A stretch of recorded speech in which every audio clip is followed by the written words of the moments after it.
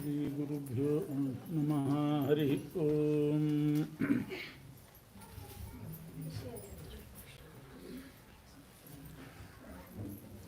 ವಂದೇ ವಂದ್ಯಂ ವಿಧಿಭವಮಹೇಂದ್ರಾದಿವೃಂದಾರಕೇಂದ್ರೈಃ ವ್ಯಕ್ತಂ ವ್ಯಾಪ್ತಂ ಸ್ವಗುಣಗಣತೋ ದೇಶತಃ ಕಾಲತಶ್ಚ ಧೂತಾವದ್ಯಂ ಸುಖಚಿತಿಮಯೈರ್ಮಂಗಲೈರ್ಯುಕ್ತಮಂಗೈಃ ಸಾನಾಥ್ಯನ್ನೋ ವಿದಧದಧಿಕಂ ಬ್ರಹ್ಮನಾರಾಯಣಾಖ್ಯಂ ಭೂಷಾರತ್ನಂ ಭುವನಬಲಯಸ್ಯಾಖಿಲಾಶ್ಚರ್ಯರತ್ನಂ ಲೀಲಾರತ್ನಂ ಜಲಧಿದುಹಿತುರ್ದೇವತಾ ಮೌಲಿರತ್ನಂ ಚಿಂತಾರತ್ನಂ ಜಗತಿ ಭಜತಾಂ ಸತ್ಸರೋಜದ್ಯುರತ್ನಂ ಕೌಸಲ್ಯಾಯಾಲಸತು ಮಮ ಹೃನ್ಮಂಡಲೇ ಪುತ್ರರತ್ನಂ ಆಪಾದಮೌಲಿಪರ್ಯಂతం ಗುರುಣಾಮಾಕೃತಿಂ ಸ್ಮರೇತ್ ತೇನ ವಿಘ್ನಾಃ ಪ್ರಣಶ್ಯಂತಿ ಸಿದ್ಧ್ಯಂತಿ ಚ ಮನೋರಥಾಃ.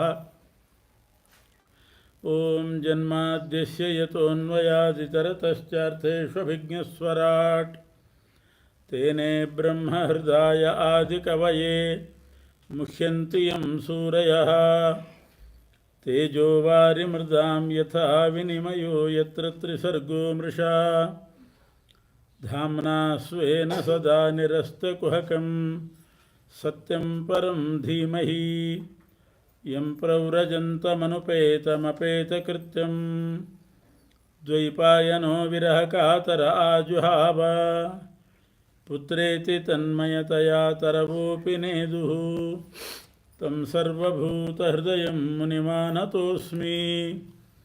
ಸೃಷ್ಟಿಸ್ಥಿತ್ಯಪ್ಯಯೇಹ ನಿಯತಿದೃಶಿತಮೋ ಬಂಧಮೋಕ್ಷಾಶ್ಚ ಯಸ್ಮಾತ್ ಅಸ್ಯ ಶ್ರೀ ಬ್ರಹ್ಮರುದ್ರಪ್ರಭೃತಿ ಸುರನರದ್ವೀಷಶತ್ರುತ್ಮಕಸ್ಯ ವಿಷ್ಣೋರ್ವ್ಯಸ್ತಾಃ ಸಮಸ್ತಾಃ ಸಕಲಗುಣನಿಧಿಃ ಸರ್ವದೋಷವ್ಯಪೇತಃ ಪೂರ್ಣಾನಂದೋ ವ್ಯಯೋ ಯೋ ಗುರುರಪಿ ಪರಮಶ್ಚಿಂತಯೇತಂ ಮಹಾಂತಂ. ಶ್ರೀ ಹರಿವಾಯುಗುರುಗಳ ಚರಣಾರವಿಂದಗಳಲ್ಲಿ ಭಕ್ತಿಪೂರ್ವಕವಾಗಿ ನಮಸ್ಕರಿಸಿ, ಸಪ್ತಾಹ ಪರ್ಯಂತವಾಗಿ ನಡೆದಂಥ ಭಾಗವತದ ಯಥಾಮತಿ ಯಥಾಶಕ್ತಿ ಅನುವಾದವನ್ನು ಭಗವಂತನಿಗೆ ಸಮರ್ಪಣೆ ಮಾಡಲಿಕ್ಕೆ ಉದ್ಯುಕ್ತರಾಗಿದ್ದೇವೆ. ಪದ್ಧತಿಯಂತೆ 12 ಸ್ಕಂಧಗಳಲ್ಲಿ ಏನು ಬಂದಿದೆ ಅದನ್ನು ಸಂಕ್ಷಿಪ್ತವಾಗಿ ಅನುವಾದ ಮಾಡಿ ದೇವರಲ್ಲಿ ಅದನ್ನು ಸಮರ್ಪಣೆ ಮಾಡಬೇಕು. ಮೊದಲನೇ ಸ್ಕಂಧದಲ್ಲಿ ಭಾಗವತ ಧರ್ಮಗಳು, ಇಡೀ ಭಾಗವತದಲ್ಲಿ ಬಂದಿರೋದೇ ಭಾಗವತ ಧರ್ಮ. ಮೊದಲನೇ ಸ್ಕಂಧದಲ್ಲಿ ಬಂದಿರತಕ್ಕಂಥ ಭಾಗವತ ಧರ್ಮ ಏನು ಅಂದರೆ ಭಗವಂತನ ಕಥಾಶ್ರವಣ. 2 ಕಿವಿಗಳನ್ನು ಭಗವಂತ ದಯಪಾಲಿಸಿದ್ದಾನೆ. ಆದ್ದರಿಂದ 2 ಕಿವಿಗಳಿಂದ ನಾವು ಪರಮಾತ್ಮನ ಕಥಾಶ್ರವಣ ಮಾಡಬೇಕು. ಅದನ್ನೇ ದಾಸರು ಹರಿಕಥಾಶ್ರವಣ ಮಾಡೋ ನಿರಂತರ ಅಂತಂದರು. ನಿರಂತರ ಹರಿಕಥಾಶ್ರವಣ ಮಾಡಬೇಕು. ಪರೀಕ್ಷಿನ್ ಮಹಾರಾಜ ಹರಿಕಥಾಶ್ರವಣ ಮಾಡಿ ತನ್ನ ಎಲ್ಲ ಪಾಪ ಪರಿಹಾರ ಮಾಡಿಕೊಂಡು ಭಗವಂತನ ಪಾದಮೂಲ ಸೇರಿದ, ಒಳ್ಳೆಯ ಶ್ರೇಯೋಭಾಗಿಯಾದ. ಶ್ರುತಂ ಹರತಿ ಪಾಪಾನಿ ಅಂತ ಒಂದು ಶಾಸ್ತ್ರವೇ ಇದೆ. ನಾವು ಮಾಡಿದ ಪಾಪಗಳು ಪರಿಹಾರ ಆಗಬೇಕಾದರೆ ಏನೂ ಶ್ರಮ ಪಡಬೇಕಾಗಿಲ್ಲ. ಶ್ರುತಂ ಹರತಿ ಪಾಪಾನಿ, ಭಗವಂತನ ಕಥಾಶ್ರವಣ ಮಾಡಬೇಕು. ಶ್ರವಣ ಮಾಡಿದರೆ ಎಲ್ಲ ಪಾಪಗಳು ಪರಿಹಾರ ಆಗ್ತವೆ. ಅದು ಮೊದಲನೇ ಸ್ಕಂದ ತಿಳಿಸ್ತಾ ಇದೆ. ಪರೀಕ್ಷಿನ್ ಮಹಾರಾಜ ಮಾಡಿದಂಥ ಪಾಪ, ಬ್ರಾಹ್ಮಣರ ಕೊರಳಿಗೆ ಹಾವು ಹಾಕಿ ಏನು ಅನ್ಯಾಯ ಮಾಡಿದ್ದ, ಅದು ಶುಕಾಚಾರ್ಯ ಬಾಯಿಂದ ಭಾಗವತ ಶ್ರವಣ ಮಾಡಿ ಪರಿಹಾರ ಮಾಡಿಕೊಂಡ. 2ನೇ ಸ್ಕಂಧದಲ್ಲಿ ಬ್ರಹ್ಮದೇವರ ಸಾಧನೆಯನ್ನು ಹೇಳಿದ್ದಾರೆ. ಚತುರ್ಮುಖ ಬ್ರಹ್ಮದೇವರ ಹತ್ರ ನಾರದರು ಬಂದು ಒಮ್ಮೆ ಪ್ರಶ್ನೆ ಮಾಡಿದರು, ಇಷ್ಟು ನೀವು ನಿರಂತರವಾಗಿ ಪರಮಾತ್ಮನ ಧ್ಯಾನ ಮಾಡ್ತಾ ಇದ್ದೀರಿ, ತಪಸ್ಸು ಮಾಡ್ತಾ ಇದ್ದೀರಿ, ನಿಮಗೇನು ಅನುಗ್ರಹ ಆಗಿದೆ ದೇವರದ್ದು ಅಂತ. ಬಹಳ ಜನ ಕೇಳುವವರಿದ್ದಾರೆ ಆಸ್ತಿಕರನ್ನು, ಯಾವಾಗಲೂ ದೇವರು ದೇವರು ಅಂತ ದೇವರ ಸ್ಮರಣೆ ಮಾಡ್ತೀರಿ, ಭಜನೆ ಮಾಡ್ತೀರಿ, ದೇವರು ಏನು ಅನುಗ್ರಹ ಮಾಡಿದೆ ನಿಮಗೆ? ಇನ್ನೇನು ಅನುಗ್ರಹ ಮಾಡಬೇಕಾಗಿಲ್ಲ, 100 ಎಕರೆ ಆಸ್ತಿ ಬಂತು, ಇದೆಲ್ಲ ಅನುಗ್ರಹ ಅಲ್ಲ. ಮುಖ್ಯವಾಗಿ ಭಗವಂತನ ಅನುಗ್ರಹ ಅಂದರೆ ತ್ರಿಕರಣ ಶುದ್ಧಿ. ಮನಸ್ಸು ಶುದ್ಧವಾಗಿರಬೇಕು, ನಾಲಿಗೆ ಶುದ್ಧವಾಗಿರಬೇಕು, ದೇಹ ಶುದ್ಧವಾಗಿರಬೇಕು. ಈ ತ್ರಿಕರಣ ಶುದ್ಧಿ ಎನ್ನುವುದೇ ದೊಡ್ಡ ಅನುಗ್ರಹ ಮನುಷ್ಯರಿಗೆ. ಬ್ರಹ್ಮದೇವರು ಹೇಳ್ತಾರೆ, ನನಗೆ ಪರಮಾತ್ಮ ಈ ತ್ರಿಕರಣ ಶುದ್ಧಿಯನ್ನು ಅನುಗ್ರಹ ಮಾಡಿದ್ದಾನೆ. ಏನು ತ್ರಿಕರಣ ಶುದ್ಧಿ ಅಂದರೆ? ನ ಭಾರತೀ ಮೇಂಗ ಮೃಷೋಪಲಕ್ಷತೆ. ನನ್ನ ನಾಲಿಗೆ ಇದುವರೆಗೆ ಭಗವಂತನನ್ನು ಭಾಗವತರನ್ನು ನಿಂದೆ ಮಾಡಿಲ್ಲ. ಇದೇ ದೊಡ್ಡ ನಾಲಿಗೆ ಶುದ್ಧಿ ಅಂದರೆ. ಎಷ್ಟೋ ಜನ ನಮಗೆ ತೊಂದರೆ ಆದಾಗ ದೇವರನ್ನು ಬೈಯೋದು ಅಂತ ಉಂಟು. ಆದರೆ ಬ್ರಹ್ಮದೇವರು ಹೇಳ್ತಾರೆ, ಅವರವರ ಪ್ರಾರಬ್ಧದಿಂದ ಅವರಿಗೆ ತೊಂದರೆ ಆಗಿರ್ತದೆ ಹೊರತು ದೇವರೇನು ದ್ವೇಷದಿಂದ ತೊಂದರೆ ಕೊಟ್ಟಿರೋದಿಲ್ಲ. ದೇವರನ್ನು ಬೈಬಾರ್ದು, ಭಗವದ್ಭಕ್ತರನ್ನು ಬೈಬಾರ್ದು. ಅದೇ ನಾಲಿಗೆ ಶುದ್ಧಿ. ನ ಭಾರತೀ ಮೇಂಗ ಮೃಷೋಪಲಕ್ಷತೆ. ಮನಸ್ಸಿನಲ್ಲಿ ದೇವರ ವಿರುದ್ಧವಾಗಿ, ಭಗವದ್ಭಕ್ತರ ವಿರುದ್ಧವಾಗಿ ಏನೂ ಚಿಂತನೆ ಮಾಡಬಾರ್ದು. ಅವನ ಕೈ ಮರಿಲಿ, ಸೊಂಟ ಮರಿಲಿ ಅಂತ ಹೀಗೆಲ್ಲ ನಾವು ಇನ್ನೊಬ್ಬರಿಗೆ ಕೆಡಕನ್ನು ಚಿಂತನೆ ಮಾಡಬಾರ್ದು. ಶಿಕ್ಷೆ ಕೊಡಲಿಕ್ಕೆ ದೇವರಿದ್ದಾನೆ. ಅವರೇನಾದರೂ ತಪ್ಪು ಮಾಡಿದರೆ ದೇವರು ಕೊಟ್ಟೇ ಕೊಡ್ತಾನೆ, ಅವನಿಗೇನು ಕಣ್ಣು ಮುಚ್ಚಿಕೊಂಡು ಕೂತಿಲ್ಲ. ಆದರೆ ನಾವು ಮಾತ್ರ ಅದನ್ನು ಬಯಸಬಾರ್ದು. ಇದು ಮನಃಶುದ್ಧಿ. ನಾಲಿಗೆ ಶುದ್ಧಿ. ಒಂದು ಅಪಶಬ್ದ, ಬ್ರಹ್ಮದೇವರು ಹೇಳ್ತಾರೆ ನಾರದರಿಗೆ, ನನ್ನ ನಾಲಿಗೆಯಿಂದ ಒಂದು ಅಪಶಬ್ದ ಬಂದಿಲ್ಲ ಅಂತಾರೆ. ಎಂಥ ಲಾಭ ಇದು, ಎಷ್ಟು ಅನುಗ್ರಹ. ಕೆಲವು ಹುಡುಗರನ್ನು ನೋಡಿದರೆ, ಬಾಯಿಯಲ್ಲಿ ಮಾತಾಡೋದು ನೋಡಿದರೆ ಗಾಬರಿ ಆಗ್ತದೆ. ಯಾರ ಸಂಘದಲ್ಲಿದ್ದಾರೋ, ಯಾರ ಒಡನಾಟದಲ್ಲಿದ್ದಾರೋ ಅಂತ ಭಯ ಆಗಬೇಕು. ಯಾರ್ಯಾರು ಸಹವಾಸ ಮಾಡಿರೋ ಅಂಥ ಮಾತುಗಳು ಬಾಯಿಯಲ್ಲಿ ಆಡ್ತಾರೆ. ಅದು ನಾಲಿಗೆ ಶುದ್ಧವಾಗಿರಬೇಕು. ಸುಸಂಸ್ಕೃತವಾದ ಸಭ್ಯವಾದ ನಡೆ ನುಡಿ ಎಲ್ಲ ಸುಸಂಸ್ಕೃತವಾಗಿರಬೇಕು. ಇದು ಬ್ರಹ್ಮದೇವರು ಹೇಳುವ ಲಾಭ. ಇನ್ನು ನನ್ನ ಯಾವ ಇಂದ್ರಿಯವೂ ಕೂಡ ದುರ್ಮಾರ್ಗಕ್ಕೆ ಹೋಗಿಲ್ಲ. ಇದು ಬ್ರಹ್ಮದೇವರು ಹೇಳ್ತಾರೆ. ಪರದ್ರವ್ಯವನ್ನು ನನ್ನ ಕೈ ಮುಟ್ಟಿಲ್ಲ. ಯಾರ್ಯಾರ್ದು ಹೋಗಬಾರದ ಸ್ಥಳಕ್ಕೆ ನನ್ನ ಕಾಲು ಹೋಗಿಲ್ಲ. ಇದು ಕೈ, ಕಾಲು, ಕಣ್ಣು ಎಲ್ಲ ಶುದ್ಧಿ ಅಂದರೆ ಇದು 2ನೇ ಸ್ಕಂದ ಹೇಳುವಂಥ ಭಾಗವತ ಧರ್ಮ. ಇವು 3 ಶುದ್ಧವಾಗಿರಬೇಕು. ಮನಃಶುದ್ಧಿ, ನಾಲಿಗೆ ಶುದ್ಧಿ, ದೇಹ ಶುದ್ಧಿ. ಬ್ರಹ್ಮದೇವರು ಇದನ್ನು ಸಾಧನೆ ಮಾಡಿಕೊಂಡಿದ್ದಾರೆ ತಮ್ಮ ಜೀವನದಲ್ಲಿ. 3ನೇ ಸ್ಕಂಧದಲ್ಲಿ ಹೆಣ್ಣು ಮಕ್ಕಳ ಸಾಧನೆ. ದೇವಹೂತಿ ಅಂತ ಒಬ್ಬ ಹೆಣ್ಣು ಮಗಳು, ಮನುವಿನ ಮಗಳು. ಮಾನವರಿಗೆ ಮೂಲ ಮನು, ಆ ಮನುವಿನ ಮಗಳು ದೇವಹೂತಿ. ಅವಳ ಸಾಧನೆ ಅಂಥದ್ದು. ಸಣ್ಣ ವಯಸ್ಸಿನಲ್ಲಿ ನನಗೊಬ್ಬ ತತ್ವಜ್ಞಾನಿಯಾದ ಗಂಡ ಬೇಕು ಅಂತ ಬಯಸಿದವಳು ಅವಳು. ಬೇಕಾದಷ್ಟು ಜನ ಇದ್ದಾರೆ ರಾಜಕುಮಾರರು, ಅವಳು ರಾಜಕುಮಾರಿಯೇ ದೇವಹೂತಿ. ಆದರೆ ಅವಳು ಬಯಸಿದ್ದು ಒಬ್ಬ ಋಷಿಕುಮಾರನನ್ನು. ಒಬ್ಬ ತತ್ವಜ್ಞಾನಿ ಗಂಡ ಆಗಬೇಕು, ತತ್ವೋಪದೇಶ ಪಡಿಬೇಕು, ನನ್ನ ಮನುಷ್ಯ ಜನ್ಮ ಸಾರ್ಥಕ ಆಗ್ತದೆ ಅಂತ ಬಯಸಿದ್ಲು. ಈ ಜ್ಞಾನದ ಆಸಕ್ತಿ, ಜ್ಞಾನದ ಕಳಕಳಿ, ಇದು ಭಾಗವತ ಧರ್ಮ. 3ನೇ ಸ್ಕಂದ ಹೇಳೋದು. 4ನೇ ಸ್ಕಂದ ಹೇಳೋದು ಜಪ. ಧ್ರುವ ಎಷ್ಟು ದೊಡ್ಡ ಸ್ಥಾನಕ್ಕೆ ಹೋದ. ಜಪ ಅವನು ಮಾಡಿದ ಸಾಧನೆ ಅಂತಂದರೆ ವಾಸುದೇವ ಮಂತ್ರ ಜಪ. ಓಂ ನಮೋ ಭಗವತೆ ವಾಸುದೇವಾಯ. 5ನೇ ಸ್ಕಂದ ಹೇಳುವ ಭಾಗವತ ಧರ್ಮ ಅಂದರೆ ರಹುಗಣ ರಾಜ ಎಷ್ಟು ಅಹಂಕಾರಿಯಾಗಿದ್ದ. ಪಾಪ ಜಡಭರತರು ಅವ್ರ ಪಾಡಿಗೆ ಅವರಿದ್ದಂಥ ಒಬ್ಬ ಮುನಿಗಳ ಕೈಲಿ ಪಲ್ಲಕ್ಕಿ ಹೊರಿಸಿದ. ಅಂಥ ವರ್ತನೆಯಲ್ಲಿದ್ದ ಇವನು ರಹುಗಣ ರಾಜ. ಅವನ ಜೀವನದ ಶೈಲಿಯೇ ಬದಲಾಯಿತು. ಯಾಕೆ ಜಡಭರತರ ಸಮಾಗಮ ಆಯಿತು. ಜಡಭರತರು ದೊಡ್ಡ ರಾಜರಾಗಿದ್ದವರೇ, ಹಿಂದೆ ಭಾರತ ಖಂಡದ ನಿರ್ಮಾತೃ, ಭಾರತ ಖಂಡ ಕಟ್ಟಿದವರೇ ಅವರು. ಅಂಥ ಜಡಭರತರು ಎಷ್ಟು ಸರಳ ವ್ಯಕ್ತಿತ್ವ ಅವರದ್ದು. ಅವರನ್ನು ನೋಡಿ ಅವರ ಸಮಾಗಮದಿಂದ ರಹುಗಣ ಜೀವನದಲ್ಲಿ ಬದಲಾವಣೆ ಹೊಂದಿದ, ಪರಿವರ್ತನೆ ಹೊಂದಿದ. ಅವನೇ ಹೇಳ್ತಾನೆ, ಇವತ್ತಿನಿಂದ ನನ್ನ ಲೈಫ್ ಸ್ಟೈಲ್ ಚೇಂಜ್ ಆಯಿತು ಅಂದ. ಏನು ಲೈಫ್ ಸ್ಟೈಲು? ಅವನು ಎಷ್ಟು ಅಹಂಕಾರದಿಂದ ಬಾಳ್ತಾ ಇದ್ದ. ನಯ ವಿನಯ ಇದು ನಾನು ಜೀವನದಲ್ಲಿ ಕಲಿತೆ ಅಂತ ರಘುಗಣರಾಜನೇ ಹೇಳ್ತಾನೆ. ಆದ್ದರಿಂದ ಪ್ರತಿಯೊಬ್ಬರಿಗೂ ಮಹತ್ ಸಮಾಗಮ ಆಗಬೇಕು. 6ನೇ ಸ್ಕಂದ ಹೇಳುವಂಥ ಭಾಗವತ ಧರ್ಮ ಅಂತಂದರೆ ಒಂದು ಪ್ರಕರಣವೇ ಇದೆ 6ನೇ ಸ್ಕಂದದಲ್ಲಿ. ದಕ್ಷ ಪ್ರಜಾಪತಿಯ ಮಕ್ಕಳಿಗೆ, ಹರಿಯೇಶ್ವರು ಅಂತ ದಕ್ಷ ಪ್ರಜಾಪತಿಯ ಮಕ್ಕಳು, ಅವರೆಲ್ಲರೂ ಮದುವೆ ಮಾಡಿಕೊಳ್ಬೇಕು, ಸಂತತಿ ಪಡಿಬೇಕು. ಅದಕ್ಕೆ ಪೂರ್ವಭಾವಿಯಾಗಿ ಭಗವಂತನ ಅನುಗ್ರಹ ಪಡೆಯೋಣ ಅಂತ ತಪಸ್ಸಿಗೆ ಬಂದಿರ್ತಾರೆ. ಆಗ ನಾರದರು ಬಂದು ಅವರನ್ನು ಕೆಲವು ಪ್ರಶ್ನೆ ಕೇಳಿದರು. ಇದು 6ನೇ ಸ್ಕಂದ ಹೇಳುವ ದಿವ್ಯ ಭಾಗವತ ಧರ್ಮ. ನೀವು ತಪಸ್ಸು ಮಾಡ್ತಾ ಇದ್ದೀರಿ, ಏನು ಉದ್ದೇಶ ಅಂದರು. ನಾವಿನ್ನೂ ತಪಸ್ಸು ಮಾಡಿ ದೇವರ ಅನುಗ್ರಹ ಪಡೆದು ಮದುವೆ ಮಕ್ಕಳು ಸಂಸಾರದಲ್ಲಿ ಬೀಳಬೇಕು ಅಂತ.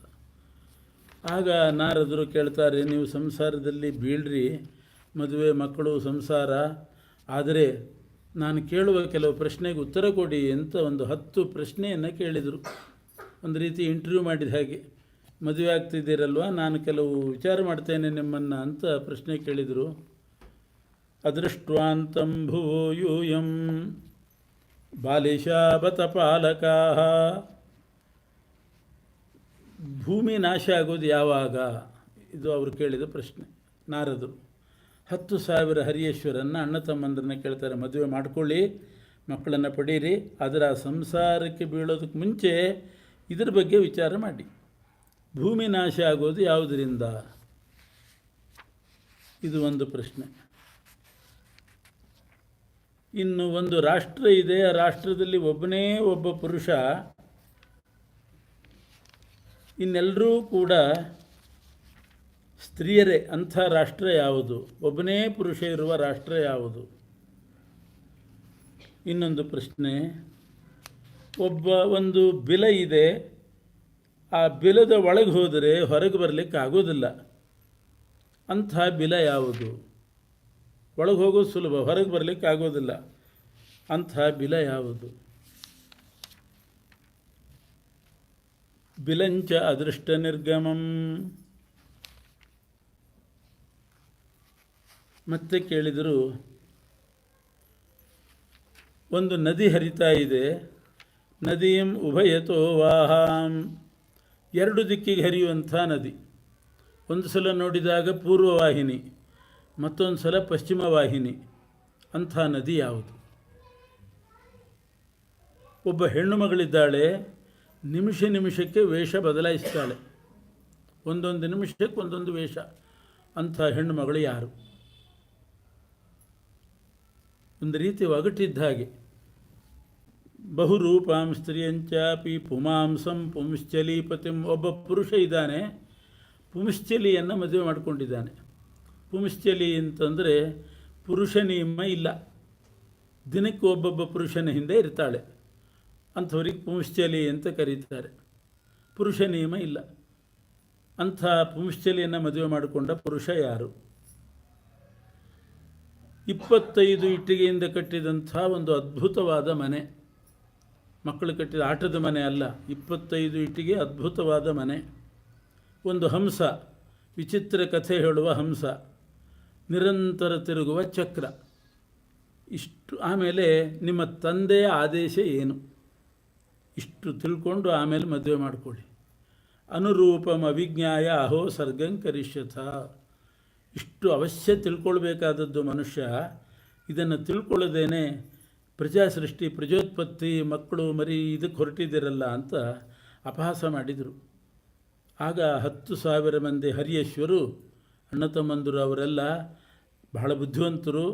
ನಾರದರ ಹತ್ರ ಹೇಳ್ತಾರೆ, ನಮಗೆಲ್ಲ ನಿಮ್ಮ ವಾಚಃಕೂಟ ಅಂದರೆ ಇದು ಒಗಟು ವಾಚಃ ಕೂಟಂತು ದೇವರ್ಷೇ ಸ್ವಯಂ ವಿಮರ್ಶುರ್ಧಿಯ.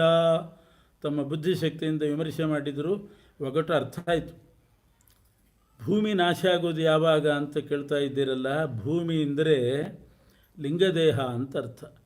ಇದು ಹೊರಗಡೆ ಕಾಣೋದು ಸ್ಥೂಲ ದೇಹ, ಇದರ ಒಳಗಡೆ ಅನಿರುದ್ಧ ದೇಹ, ಅದರೊಳಗಡೆ ಲಿಂಗದೇಹ ಅಂತ ಇರ್ತದೆ, ಅದರೊಳಗಡೆ ಜೀವ. ಆ ಲಿಂಗದೇಹ ಭಂಗ ಆದರೆ ಅದೇ ಮೋಕ್ಷ, ಲಿಂಗಭಂಗವೇ ಮೋಕ್ಷ ಅಂತಾರೆ. ಲಿಂಗದೇಹ ಭಂಗ ಆಗೋದು ಯಾವಾಗ? ಭೂಮಿ ನಾಶಪಡಿಸೋದು ಯಾವಾಗ? ಸಂಸಾರ ವೃಕ್ಷ ಬೆಳೆಸೋದು ಭೂಮಿ. ಹಾಗೆ ಮತ್ತೊಂದು ಸ್ಥೂಲ ದೇಹ ಒಂದಾದ್ಮೇಲೆ ಒಂದು ಬರ್ತಾನೇ ಇರ್ತದೆ. ಒಂದು ಸ್ಥೂಲ ದೇಹ ಹೋಯಿತು, ಇನ್ನೊಂದು, ಅದು ಹೋಯಿತು, ಮತ್ತೊಂದು. ಇಂಥ ವೃಕ್ಷವನ್ನು ಬೆಳೆಸುವ ಭೂಮಿ ಅಂದರೆ ಲಿಂಗದೇಹ, ಅದು ಭಂಗ ಆಗಬೇಕು. ಇವರು ಹೇಳಿದರು ಹರಿಯೇಶ್ವರು, ನಾವು ದೇವರ ಪ್ರೀತಿ ಆಗುವ ಕಾರ್ಯ ಮಾಡಿದರೆ ಆ ಭಗವಂತ ಲಿಂಗದೇಹ ಭಂಗ ಮಾಡ್ತಾನೆ. ಹರಿಪ್ರೀತಿಕರ ಕರ್ಮವೇ ಲಿಂಗದೇಹ ಭಂಗಕ್ಕೆ ಉಪಾಯ ಅಂತಂದರು. ಮತ್ತೊಂದು ಪ್ರಶ್ನೆ, ಒಂದು ರಾಷ್ಟ್ರ, ಒಬ್ಬನೇ ಪುರುಷ, ಇನ್ನೆಲ್ಲರೂ ಕೂಡ ಸ್ತ್ರೀಯರೇ ತುಂಬಿದ್ದಾರೆ, ಅಂಥ ರಾಷ್ಟ್ರ ಯಾವುದು? ಅದಕ್ಕೆ ಹರಿಯೇಶ್ವರು ಹೇಳಿದರು, ಸಯೇವೈಕೋ ಭಗವಾನ್ ವಾಸುದೇವ ಸನಾತನಃ. ವಾಸುದೇವ ರೂಪಿಯಾದ ಪರಮಾತ್ಮ ಒಬ್ಬನೇ ಸ್ವತಂತ್ರ, ಅವನೊಬ್ಬನೇ ಪುರುಷ, ಇನ್ನೆಲ್ಲರೂ ಕೂಡ ಪರತಂತ್ರರು. ಈ ಎಚ್ಚರಿಕೆ ಬೇಕು. ಒಬ್ಬನೇ ಪುರುಷ ಇರುವ ರಾಷ್ಟ್ರ ಅಂದರೆ ಇದು. ಭಗವಂತ ಒಬ್ಬನೇ ಸ್ವತಂತ್ರ, ಇನ್ನೆಲ್ಲರೂ ಪರತಂತ್ರರೇ. ಲಕ್ಷ್ಮೀದೇವಿ, ಚತುರ್ಮುಖ ಬ್ರಹ್ಮ, ಮುಖ್ಯಪ್ರಾಣದೇವರು ಎಲ್ಲ ಪರತಂತ್ರರೇ, ವಿಷ್ಣು ಒಬ್ಬ ಸ್ವತಂತ್ರ. ಆ ಎಚ್ಚರಿಕೆಯಿಂದ ನಾವು ಬದುಕಬೇಕು. ಇನ್ನೊಂದು ಪ್ರಶ್ನೆ, ಒಂದು ಬಿಲ ಒಳಗೆ ಹೋದರೆ ಹೊರಗೆ ಬರಲಿಕ್ಕೆ ಆಗೋದಿಲ್ಲ, ಅಂಥ ಬಿಲ ಯಾವುದು ಅಂತಂದರೆ ಅಂಧಂತಮಸ್ಸು, ನಿತ್ಯ ನರಕ ಅಂತ ಕರೀತಾರೆ. ವಿಷ್ಣು ದ್ವೇಷ, ವೈಷ್ಣವರ ದ್ವೇಷ, ಭಾಗವತರ ದ್ವೇಷ ಮಾಡಿದರೆ ಆ ನಿತ್ಯ ನರಕಕ್ಕೆ ಹೋಗಿ ಬಿಡಬೇಕು, ಮತ್ತೆ ಮೇಲೆ ಬರುವ ಪ್ರಶ್ನೆಯೇ ಇಲ್ಲ, ಪುನರುತ್ಥಾನವೇ ಇಲ್ಲ. ಅದರಿಂದ ಎಂದೂ ಕೂಡ ವಿಷ್ಣು ವೈಷ್ಣವರನ್ನ ದ್ವೇಷ ಮಾಡಬೇಡಿ, ಭಗವದ್ಭಕ್ತರನ್ನ ದ್ವೇಷ ಮಾಡಬೇಡಿ, ಪುನರುತ್ಥಾನವೇ ಇಲ್ಲ, ಅಂಥ ಬಿಲಕ್ಕೆ ಬೀಳಬೇಕಾಗ್ತದೆ. ಅದು ನಾರದರು ಕೊಟ್ಟ ಎಚ್ಚರಿಕೆ. ಮತ್ತು ಎರಡು ದಿಕ್ಕಿಗೆ ಬಹುರೂಪಾಂ ಸ್ತ್ರೀಯಂಚಾಪಿ, ನಿಮಿಷಕ್ಕೆ ಒಂದೊಂದು ವೇಷ ಹಾಕ್ಕೊಳ್ಳುವ ಹೆಣ್ಣು ಮಗಳು ಯಾರು? ಒಂದೊಂದು ನಿಮಿಷಕ್ಕೆ ಒಂದೊಂದು ವೇಷ ಅಂತೆ. ಕೆಲವರು ಇರ್ತಾರಂತೆ, ಒಂದು ಪಂಕ್ತಿಗೆ ಊಟ ಕೊಡುವಾಗ ನಿಧಾನ ಆಗಲಿ ಅಂತ ಒಂದು ಸೀರೆ ಉಟ್ಕೊಂಡು ಒಂದು ಪಂಕ್ತಿಗೆ ಸಾವಕಾಶ ಹೇಳಿ ಒಳಗೆ ಹೋಗಿ ಬದಲಾಯಿಸಿ ಬಂದು ಎರಡನೇ ಪಂಕ್ತಿಗೆ, ಎದುರುಗಡೆ ಪಂಕ್ತಿಗೆ ಮತ್ತೆ ಒಳಗೆ ಹೋಗಿ ಚೇಂಜ್ ಮಾಡಿ ಮತ್ತೆ ಇನ್ನೊಂದು ಪಂಕ್ತಿಗೆ ಸಾವಕಾಶ ಆಗಲಿ ಅಂತ ವಿಚಾರ ಮಾಡೋರಂತೆ. ಹಾಗಲ್ಲ ಇದು, ನಿಮಿಷಕ್ಕೆ ವೇಷ ಬದಲಾಯಿಸ್ತಾಳೆ. ಅಂಥ ಹೆಣ್ಣುಮಗಳು ಯಾರು ಅಂತಂದರೆ ಮನುಷ್ಯನ ಬುದ್ಧಿ ಅಂತಂದರು. ಅದು ಯಾವ ಬುದ್ಧಿ ಅಂದರೆ ಧರ್ಮ ಮಾಡುವ ಬುದ್ಧಿ. ಧರ್ಮ ಮಾಡುವ ಬುದ್ಧಿ ಬರೋದೇ ಅಪರೂಪ, ಬಂದರೆ ನಿಮಿಷಕ್ಕೆ ಬದಲಾಗ್ತದಂತೆ. ದಾನ ಧರ್ಮದ ಬುದ್ಧಿ ಬರೋದೇ ಇಲ್ಲ. ಬಂತು ಅಂತಂದರೆ ಬಂದ ಕೂಡಲೇ ದಾನ ಮಾಡಿಬಿಡಬೇಕು, ಆವಾಗ ಪುಣ್ಯ ಬರ್ತದೆ. ನಾಳೆ ನಾಡ್ದು ಅಥವಾ ಮುಂದಿನ ಅಮಾವಾಸ್ಯೆ ಗ್ರಹಣ ಹಿಡಿತದೆ, ಆವಾಗ ದಾನ ಮಾಡಿದ್ರಾಯಿತು ಅಂತ ಬಿಟ್ಟರೆ, ಆ ಗ್ರಹಣ ಹಿಡಿಯೋದ್ರೊಳಗೆ ಇವನಿಗೆ ಗ್ರಹಣ ಹಿಡಿದು ಬಿಟ್ಟರೆ ಏನೂ ಮಾಡಲಿಕ್ಕೆ ಆಗೋದಿಲ್ಲ. ಹಾಗೆ ಪೋಸ್ಟ್ಪೋನ್ ಮಾಡಬಾರ್ದಂತ. ದಾನ ಧರ್ಮ ಬುದ್ಧಿ ಶ್ವಃಕಾರ್ಯ ಮಧ್ಯೆ ಕುರ್ವೀತ. ನಾಳೆ ಮಾಡೋಣ ಅಂತ ಮನಸ್ಸು ಬಂದರೆ ಇವತ್ತೇ ಮಾಡಿ ಮುಗಿಸಿಬಿಡಬೇಕು. ನಾಳೆದ್ರೊಳಗೆ ಸಂಪತ್ತು ಅಸ್ಥಿರ, ಬುದ್ಧಿ ಅಸ್ಥಿರ, ದೇಹ ಅಸ್ಥಿರ. ದೇಹ ಏನಾದರೂ ಆಗಬಹುದು, ಬುದ್ಧಿ ಬದಲಾಗಬಹುದು, ಸಂಪತ್ತೇ ಹೋಗಿಬಿಡಬಹುದು ಕೈ ತಪ್ಪಿ. ಅದರಿಂದ ಯಾವಾಗ ಬರ್ತದೆ ಆವಾಗ ದಾನ ಧರ್ಮ ಮಾಡಿ ಪುಣ್ಯ ಸಂಪಾದನೆ ಮಾಡಿಬಿಡಬೇಕು. ಅದರಲ್ಲಿ ಪೋಸ್ಟ್ಪೋನ್ ಮಾಡಬಾರ್ದಂತ. ಮಾಡಬಹುದಾಗಿದ್ದರೆ ಮೊದಲೇ ಮಾಡಿಬಿಡಬೇಕು. ಕರ್ಣ ಒಮ್ಮೆ ದಾನ ಮಾಡ್ತಾ ಕೂತಿದ್ದಂತೆ. ದಾನಶೂರ ಕರ್ಣ ಅಂತಲೇ ಪ್ರಸಿದ್ಧಿ ಅವನಿಗೆ. ಭಾರಿ ದಾನ ಮಾಡುವನು. ದಿನ ಬೆಳಗ್ಗೆ ಒಂದಿಷ್ಟು ಟೈಮ್ ಅದಕ್ಕೆ, ಇಷ್ಟರಿಂದ ಇಷ್ಟು ಗಂಟೆಯವರೆಗೆ ದಾನ ಅಂತ ಒಂದು ಪದ್ಧತಿ. ಎಲ್ಲ ಬಂದು ದಾನ ತಗೊಂಡು ಹೋಗುವವರು. ಒಂದು ದಿವಸ ಆ ದಾನದ ಸಮಯ ಮುಗೀತು. ದಾನ ಮುಗಿದ ಮೇಲೆ ಕ್ಷೌರ ಮಾಡಿಸ್ಕೊಳ್ಳಿಕ್ಕೆ ಕೂತನಂತೆ. ಕರ್ಣ ಕ್ಷೌರ ಮಾಡಿಸ್ಕೊಳ್ಳಿಕ್ಕೆ ಕೂತಾಗ ಬಂಗಾರದ ಬಟ್ಲು, ನೀರಿಟ್ಟುಕೊಳ್ಳಿಕ್ಕೆ ಚಿನ್ನದ ಬಟ್ಲು, ಅದನ್ನಿಟ್ಟುಕೊಂಡು ಕ್ಷೌರಕ್ಕೆ ಸಿದ್ಧನಾಗಿದ್ದಾನೆ. ಆವಾಗ ಒಬ್ಬ ಬ್ರಾಹ್ಮಣ ಬಂದ, ಸ್ವಲ್ಪ ತಡ ಮಾಡಿ ಬಂದ. ಏನು ತೊಂದರೆ ಆಯಿತು? ಬಂದ, ಕೇಳಿದೆ, ಕರ್ಣ ಸಮಯ ಮೀರಿ ಬಂದಿದ್ದೀನಿ, ಏನೋ ತೊಂದರೆ ಆಯಿತು, ಸಮಯ ಮೀರಿ ಬಂದಿದ್ದೀನಿ, ಇವತ್ತೇ ಕೊಡ್ತೀಯೋ ನಾಳೆ ಕೊಡ್ತೀಯೋ ಅಂತ ಕೇಳಿದೆ. ಸಮಯ ಮೀರಿ ಬಂದಿದ್ದೀನಿ, ಹೌದು, ಈಗ ಕೊಡ್ತೀಯಾ ಅಥವಾ ನಾಳೆ ಬರಲ್ಲ?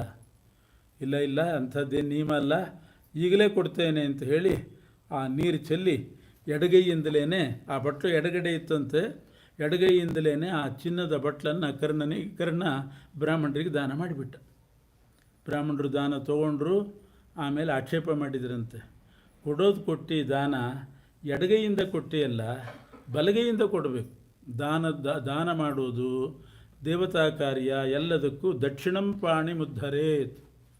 ನಮ್ಮಲ್ಲಿ ಎಲ್ಲಿವರೆಗೆ ನಿಯಮ ಅಂದರೆ ಪಲ್ಲಕ್ಕಿ ಹೊರುವಾಗ ಬಲಗಡೆನೇ ಹೊರಬೇಕು, ಎಡಗಡೆ ಪಲ್ಲಕ್ಕಿ ಹೊರೋದಿಲ್ಲ. ಬಲಭುಜದ ಮೇಲೆ ಪಲ್ಲಕ್ಕಿ ಇಟ್ಕೊಳ್ಬೇಕು, ಬಲಗೈಯಿಂದಲೇ ಮಾಡಬೇಕು. ಮಂಗಳಾರತಿ ಮಾತ್ರ ಒಂದು ಕೈಯಿಂದ ತೊಗೊಳ್ಳೋದು, ಅದು ಬಲಗೈಯಿಂದ, ಎರಡು ಕೈಯಿಂದ ತೊಗೊಳ್ಬಾರ್ದು. ಬಲಗಡೆನೇ ಎಲ್ಲದಕ್ಕೂ ಬಲಗೈಯೇ. ಹೀಗೆ ನಿಯಮ. ನೀನು ಎಡಗೈಯಿಂದ ದಾನ ಮಾಡಿಬಿಟ್ಟಿಯಲ್ಲ, ನನ್ನನ್ನು ತಾತ್ಸಾರ ಮಾಡಿದೆಯಾ ಅಂತ ಕೇಳ್ತಾನೆ. ಆಗ ಕರ್ಣ ಹೇಳಿದ, ತಾತ್ಸಾರ ಮಾಡಿದ್ದಲ್ಲ, ಎಡಗೈಯಿಂದ ಬಲಗೈ ತೊಗೊಳ್ಳೋದ್ರೊಳಗಡೆ ನನ್ನ ಬುದ್ಧಿ ಚೇಂಜ್ ಆದರೆ ಏನು ಮಾಡೋದು, ನಿಮಗೆ ಈ ಬಟ್ಲು ಸಿಗ್ತಿದ್ದಿಲ್ಲ, ಅದಕ್ಕೆ ಎಡಗೈಯಲ್ಲಿ ಕೊಟ್ಟೆ ಅಂತಂದ. ರೂಲ್ಸ್ ಫಾಲೋ ಮಾಡೋದು ಮುಖ್ಯ ಅಲ್ಲ, ನಿಮಗೆ ಬಟ್ಲು ಸೇರಬೇಕು ಅನ್ನೋದು ಮುಖ್ಯ. ಎಡಗೈಯಿಂದ ಕೊಟ್ಟದ್ದು ಯಾತಕ್ಕೆ ನಾನು ನಿಮಗಿದು ಸೇರಲಿ ಅಂತ. ಇಲ್ಲದೆ ಇದ್ದರೆ ಬಲಗಡೆ ತಗೊಳ್ಳುವಾಗ ಅಷ್ಟು ಬುದ್ಧಿ ಬದಲಾಗಿ ಹೋಗ್ತದೆ. ಬ್ರಾಹ್ಮಣರು ಬಂದಾಗ ಒಂದು ನಿಮಿಷ ಕೂಡ್ರಿ ಅಂತ ಹೊರಗಡೆ ಕೂಡಿಸಿ ಒಳಗೆ ಹೋಗಿ ಬರೋದ್ರೊಳಗೆ ಅಮೌಂಟ್ ಚೇಂಜ್ ಆಗ್ತದೆ. ಎಷ್ಟೋ ಅಂದ್ಕೊಂಡು ಹೋಗಿರ್ತಾನೆ, ಹೋಗಿ ಬರೋದ್ರೊಳಗೆ ಚೇಂಜ್ ಆಗ್ತದೆ, ಅಥವಾ ಯಾರಾದರೂ ಒಳಗಿದ್ದವರು ಚೇಂಜ್ ಮಾಡಿಸ್ತಾರಂತೆ, ಹೇಳೋಕ್ಕಾಗಲ್ಲ. ಈ ಥರ ಆಗಿಬಿಡ್ತದಂತೆ. ಆದ್ದರಿಂದ ದಾನವನ್ನು ಆ ಕ್ಷಣದಲ್ಲಿ ಮಾಡಿಬಿಡಬೇಕು ಅಂತ ಹೇಳ್ತಾರೆ. ಕರ್ಣ ಹೇಳಿಕೊಟ್ಟ ಪಾಠ ಅದು. ಆದ್ದರಿಂದ ಎಡಗೈಯಲ್ಲಿ ಚಿನ್ನದ ಬಟ್ಲು ದಾನ ಮಾಡಿದ್ದಂತೆ ಅಂತ ಉಂಟು. ಭೀಮನ ಕಥೆನೂ ಹಾಗೇ ಇದೆ. ಒಬ್ಬ ಯಜ್ಞ ಮಾಡಬೇಕು ಅಂತ ಒಬ್ಬ ಬ್ರಾಹ್ಮಣ ಹಣ ಸಂಗ್ರಹ ಮಾಡಿದ್ದಂತೆ. ಹಣ ಸಂಗ್ರಹಕ್ಕೆ ಅಂತ ಧರ್ಮರಾಜನ ಮನೆಗೆ ಹೋದ. ಮೊದಲು ಧರ್ಮರಾಜ ಅದು ಏನು ಟೆನ್ಷನ್ನಲ್ಲಿದ್ನೋ ಏನೋ ಗೊತ್ತಿಲ್ಲ, ಹೋದಾಗ ಆಯಿತು ಕೊಡ್ತೇನೆ ನಾಳೆ ಬನ್ನಿ ಅಂತ ಅಂದಂತೆ. ಸರಿ, ಬ್ರಾಹ್ಮಣ ನಿರಾಶನಾಗಿ ಬಂದ. ಆಮೇಲೆ ಭೀಮನ ಮನೆಗೆ ಬಂದಂತೆ. ಭೀಮನಿಗೆ ಬಂದು ಒಂದು ಯಜ್ಞ ಮಾಡಬೇಕು ಅಂತಿದೆ, ಒಂದಿಷ್ಟು ಸಹಾಯ ಮಾಡು ಅಂತಂದರೆ ಭೀಮ ತನ್ನ ಕೈಯಲ್ಲಿ ಹಾಕ್ಕೊಂಡಂಥ ಬಂಗಾರದ ಕಡಗ ತೆಗೆದುಕೊಟ್ಟನಂತೆ. ಭೀಮನ ಕಡಗ ಅಂದರೆ ಹೇಗಿರ್ತದೆ ಗೊತ್ತಲ್ಲ, ಅದು ಭೀಮ ಇದ್ದ ಹಾಗೆ ಅಷ್ಟು ದಪ್ಪದ ಕಡಗ, ಅವನ ಕೈಯೂ ಅಷ್ಟೇ ದಪ್ಪ, ಅದಕ್ಕೆ ಸರಿಯಾದ ಕಡಗ, ಒಳಗೂ ಹೋಗಲಿಲ್ಲ, ಬೇರೆ ಚೆಕ್ ಬುಕ್ ತರಲಿಲ್ಲ, ಅಲ್ಲಿಂದಲ್ಲೇ ಕಡಗ ತೆಗೆದು ಕೊಟ್ಬಿಟ್ನಂತೆ, ತೊಗೊಂಡೋಗ್ರಿ ಯಜ್ಞ ಮಾಡಿರಿ ಅಂತ. ಎಷ್ಟು ಯಜ್ಞ ಬೇಕಾದ್ರೂ ಮಾಡ್ಬೋದು ಇದರಿಂದ ಅಂತ ಸಂತೋಷಪಟ್ಟು ಹೊರಟ ಬ್ರಾಹ್ಮಣ. ಕೂಡಲೇ ಕರೆದನಂತೆ ಭೀಮ, ಬನ್ನಿ ಒಂದು ನಿಮಿಷ, ನಮ್ಮ ಅಣ್ಣನ ಮನೆಗೆ ಹೋಗಿ ಬಂದ್ರಲ್ಲ, ನಮ್ಮ ಅಣ್ಣ ಏನು ಕೊಟ್ಟ ಅಂತ ಕೇಳಿದ್ರು. ಕೆಲವರು ತಾವು ಕೊಡೋದಲ್ಲದೆ ಇನ್ನೊಬ್ರು ಏನು ಕೊಟ್ಟರು ಅಂತ ಕೇಳಿ ಕೊಡ್ತಿರ್ತಾರೆ. ಯಾಕೆ ನಾವು ಯಾಕೆ ಜಾಸ್ತಿ ಕೊಡಬೇಕು ಸುಮ್ಮನೆ ಅಂತ. ನಮ್ಮ ಅಣ್ಣ ಏನು ಕೊಟ್ಟ? ಏನೂ ಕೊಡಲಿಲ್ಲ, ನಾಳೆ ಬರಲಿಕ್ಕೆ ಹೇಳಿದ್ದಾನೆ ಅಂತ ಹೇಳಿದರು ಬ್ರಾಹ್ಮಣರು. ಭೀಮ ಕೇಳಿದ, ನಾಳೆ ಬರ್ತೀರಾ ನೀವು ಅಂತಂದ. ಗ್ಯಾರಂಟಿ ಬರಲ್ಲ ಅಂದರು ಬ್ರಾಹ್ಮಣರು. ಇಷ್ಟು ದೊಡ್ಡ ಕಡಗ ನೀನು ಕೊಟ್ಟಿದ್ದಿ, ನಾನು ಯಾಕೆ ಬರಲಿ ಇನ್ನೊಂದು ಧರ್ಮರಾಜನ ಮನೆಗೆ, ಇಷ್ಟೇ ಸಾಕು, ನನಗೆ ಬೇಕಾದಷ್ಟು ಆಯಿತು ಅಂತ ಹೊರಟು ಹೋದ. ಆವಾಗ ಭೀಮ ನಗಾರಿ ಬಾರಿಸಿದ್ನಂತೆ. ರಾತ್ರಿ ಹೊತ್ತು, ಈ ಬ್ರಾಹ್ಮಣ ಬಂದದ್ದೇ ರಾತ್ರಿ, ಹಗಲೆಲ್ಲ ಸಿಗೋದಿಲ್ಲ ಗಂಡಸರು, ರಾತ್ರಿ ಆದರೆ ಸಿಗ್ತಾರೆ ಅಂತ. ರಾತ್ರಿ 11 ಗಂಟೆಗೆ ಜೋರು ನಗಾರಿ. ಅದನ್ನು ಕೇಳಿ ಧರ್ಮರಾಜ ಭೀಮನ ಮನೆಗೆ ಬಂದ. ನಗಾರಿ ಬಾರಿಸ್ತಾ ಇದೆಯಲ್ಲ ಏನು ಅಂತ. ಆವಾಗ ನಗಾರಿ ಹೊಡೆಯೋದು ಯಾಕೆ ಅಂತಂದರೆ, ಗಂಡು ಮಗು ಹುಟ್ಟಿದ್ರು ನಗಾರಿ ಹೊಡಿತಿದ್ರಂತ, ಅಷ್ಟು ಸಂತೋಷ. ಗಂಡು ಮಗು ಹುಟ್ಟಿತು ಅಂತ ನಗಾರಿ ಹೊಡೆಯೋರು. ಎಲ್ಲರೂ ಬಂದು ಸ್ವೀಟ್ ತೊಗೊಂಡು ಹೋಗ್ತಾರೆ ಅಂತ. ಧರ್ಮರಾಜ ಬಂದ, ಏನಿದು ಭೀಮ ಎಷ್ಟು ಜೋರಾಗಿ ನಗಾರಿ ಬಾರಿಸಿದೆಯಲ್ಲ ಅಂತ. ಏನಾದರೂ ಗಂಡು ಮಗು ಹುಟ್ಟಿತ? ಏನಿಲ್ಲ, ಈ ಬ್ರಾಹ್ಮಣ ನಿನಗೆ ದಾನ ಕೇಳಲಿಕ್ಕೆ ಬಂದರೆ ನಾಳೆ ಬರಲಿಕ್ಕೆ ಹೇಳಿದೆಯಂತೆ, ನಾಳೆ ತನಕ ನಿನ್ನ ಸಂಪತ್ತು ಗ್ಯಾರಂಟಿ ಇರ್ತದೆ ಅಂತ ನಿನಗೆ ಮನಸ್ಸು ಧೈರ್ಯ ಇದೆ ನೋಡು. ಈ ಬ್ರಾಹ್ಮಣ ಬರ್ತಾನೆ ಅಂತ ನಿಶ್ಚಯ ಮಾಡಿಕೊಂಡಿದ್ದಿ, ನಿನ್ನ ಸಂಪತ್ತು ಇರ್ತದೆ ಅಂತ ನಿಶ್ಚಯ, ನೀನೂ ಬದುಕಿರ್ತಿ ಅಂತ ನಿಶ್ಚಯ ಇದೆ ನಿನಗೆ, ನಿನ್ನ ಬುದ್ಧಿ ಶಾಶ್ವತ ಅಂತ ನಿಶ್ಚಯ ಇದೆ. ನಾಳೆ ಒಳಗೆ ಏನು ಬೇಕಾದರೂ ಆಗಬಹುದು ಭಗವಂತನ ಸಂಕಲ್ಪದಿಂದ. ನಿನಗೆ ಎಷ್ಟು ಭವಿಷ್ಯದ ನಿಶ್ಚಯ ಇದೆ, ಅಂಥ ನಿಶ್ಚಯ ಇದ್ದಿದ್ದಕ್ಕೆ ಆಶ್ಚರ್ಯವಾಗಿ ನಾನು ನಗಾರಿ ಬಾರಿಸಿದೆ ಅಂತಂದಂತೆ. ಧರ್ಮರಾಜನಿಗೆ ನಾಚಿಕೆ ಆಯಿತು. ಆಮೇಲೆ ಭೀಮ ಹೇಳ್ತಾನೆ, ಧರ್ಮ ಕಾರ್ಯ ಮಾಡುವಾಗ ಹೀಗೆ ಮುಂದೆ ಹಾಕಬೇಡ, ಏನಿತ್ತು ಅದನ್ನು ಆ ಕ್ಷಣದಲ್ಲಿ ಮಾಡಿಬಿಡು, ಮತ್ತು ಮುಂದೆ ಹಾಕಿದರೆ ಆ ಬುದ್ಧಿ ಇರೋದಿಲ್ಲ, ಶಾಶ್ವತ ಅಲ್ಲ ಅಂತ. ಅದಕ್ಕೆ ನಾರದರು ಕೇಳಿದರು ಹರಿಯೇಶ್ವರನ್ನ, ಬಹುರೂಪಾಂ ಸ್ತ್ರೀಯಂಚಾಪಿ, ನಿಮಿಷಕ್ಕೆ ವೇಷ ಬದಲಾಯಿಸ್ತಾಳೆ ಅಂಥ ಹೆಣ್ಣುಮಗಳು ಯಾರು ಅಂತಂದರೆ ಮನುಷ್ಯನ ಬುದ್ಧಿ. ಪುಮಾಂಸಂ ಪುಂಶ್ಚಲೀಪತಿಂ. ಪುಂಶ್ಚಲಿಯನ್ನು ಮದುವೆ ಮಾಡಿಕೊಂಡ ಪುರುಷ ಯಾರು? ಯಾರಿಗೆ ಹರಿ ಸರ್ವೋತ್ತಮ ಅನ್ನುವ ಸ್ಥೈರ್ಯ ಇರೋದಿಲ್ಲ ಅವರೆಲ್ಲ ಪುಂಶ್ಚಲೀಪತಿಗಳಿದ್ದ ಹಾಗೆ ಲೆಕ್ಕ. ಪುಂಶ್ಚಲಿ ಅಂದ್ರೇನು? ಪತಿವ್ರತೆ ಅಲ್ಲದೆ ಇದ್ದವಳು. ಹೆಂಡತಿ ಪತಿವ್ರತೆ ಆಗೋದಕ್ಕಿಂತ ಮುಂಚೆ ನಮ್ಮ ಬುದ್ಧಿ ಪತಿವ್ರತೆ ಆಗಬೇಕಂತ. ಪತಿವ್ರತೆ ಅಂದ್ರೇನು? ಎಷ್ಟು ಕಷ್ಟ ಬಂದರೂ ಗಂಡನನ್ನು ಬಿಟ್ಟು ಆಚೀಚೆ ಹೋಗಿರಬಾರ್ದು. ಅದು ಪತಿವ್ರತಾ ಧರ್ಮ ಅಂತಂದರೆ ಗಂಡನನ್ನೇ ನಂಬಿರಬೇಕು, ಅಲ್ಲೇ ವಿಶ್ವಾಸ ಇಟ್ಟಿರಬೇಕು. ಹಾಗೆ ನಮ್ಮ ಬುದ್ಧಿ ಪರಮಾತ್ಮನಲ್ಲೇ ಇರಬೇಕು. ಯಾವ ಕ್ಲೇಶ ಬರಲಿ, ಏನು ತೊಂದರೆ ಬರಲಿ, ಬುದ್ಧಿ ಭಗವಂತನನ್ನು ಬಿಟ್ಟು ಆಚೀಚೆ ಹೋಗಬಾರ್ದು. ಅದಕ್ಕೆ ಪತಿವ್ರತೆ ಅಂತ ಕರೀತಾರೆ. ನಾರದರ ಅಭಿಪ್ರಾಯ ಇಷ್ಟೇ, ಪ್ರತಿಯೊಬ್ಬರ ಬುದ್ಧಿ ಪತಿವ್ರತೆ ಆಗಬೇಕು, ಪುಂಶ್ಚಲಿ ಆಗಬಾರ್ದು. ಏನು ಕಷ್ಟ ನಷ್ಟಗಳು ಬಂದರೂ ಹರಿಯೇ ಸರ್ವೋತ್ತಮ, ಭಗವಂತನೇ ನಮ್ಮ ದೇವರು, ಅವನೇ ನಮ್ಮ ಕುಲಸ್ವಾಮಿ. ನಮ್ಮ ಕರ್ಮಕ್ಕೆ ನಮಗೇನೋ ಶಿಕ್ಷೆ ಕೊಟ್ಟಿದ್ದಾನಷ್ಟೇ ಹೊರತು ನಾವು ಅವನನ್ನು ಬಿಡೋದಲ್ಲ ಅಂತಲೇ. ಮಗು ಅಳ್ತಾ ಇರ್ತದೆ, ತಾಯಿ ಬಡಿತಾಳೆ, ಬಡ್ದಂಗೆ ಮಗು ತಾಯಿಯನ್ನೇ ಹಿಡ್ಕೊಳ್ತದೆ. ಎಷ್ಟು ಬಡಿದ್ರು ಹತ್ಕೊಂಡು ತಾಯಿಯನ್ನೇ ಹಿಡ್ಕೋತದೆ, ಬಿಟ್ಟಾಚೆ ಹೋಗೋದಿಲ್ಲ.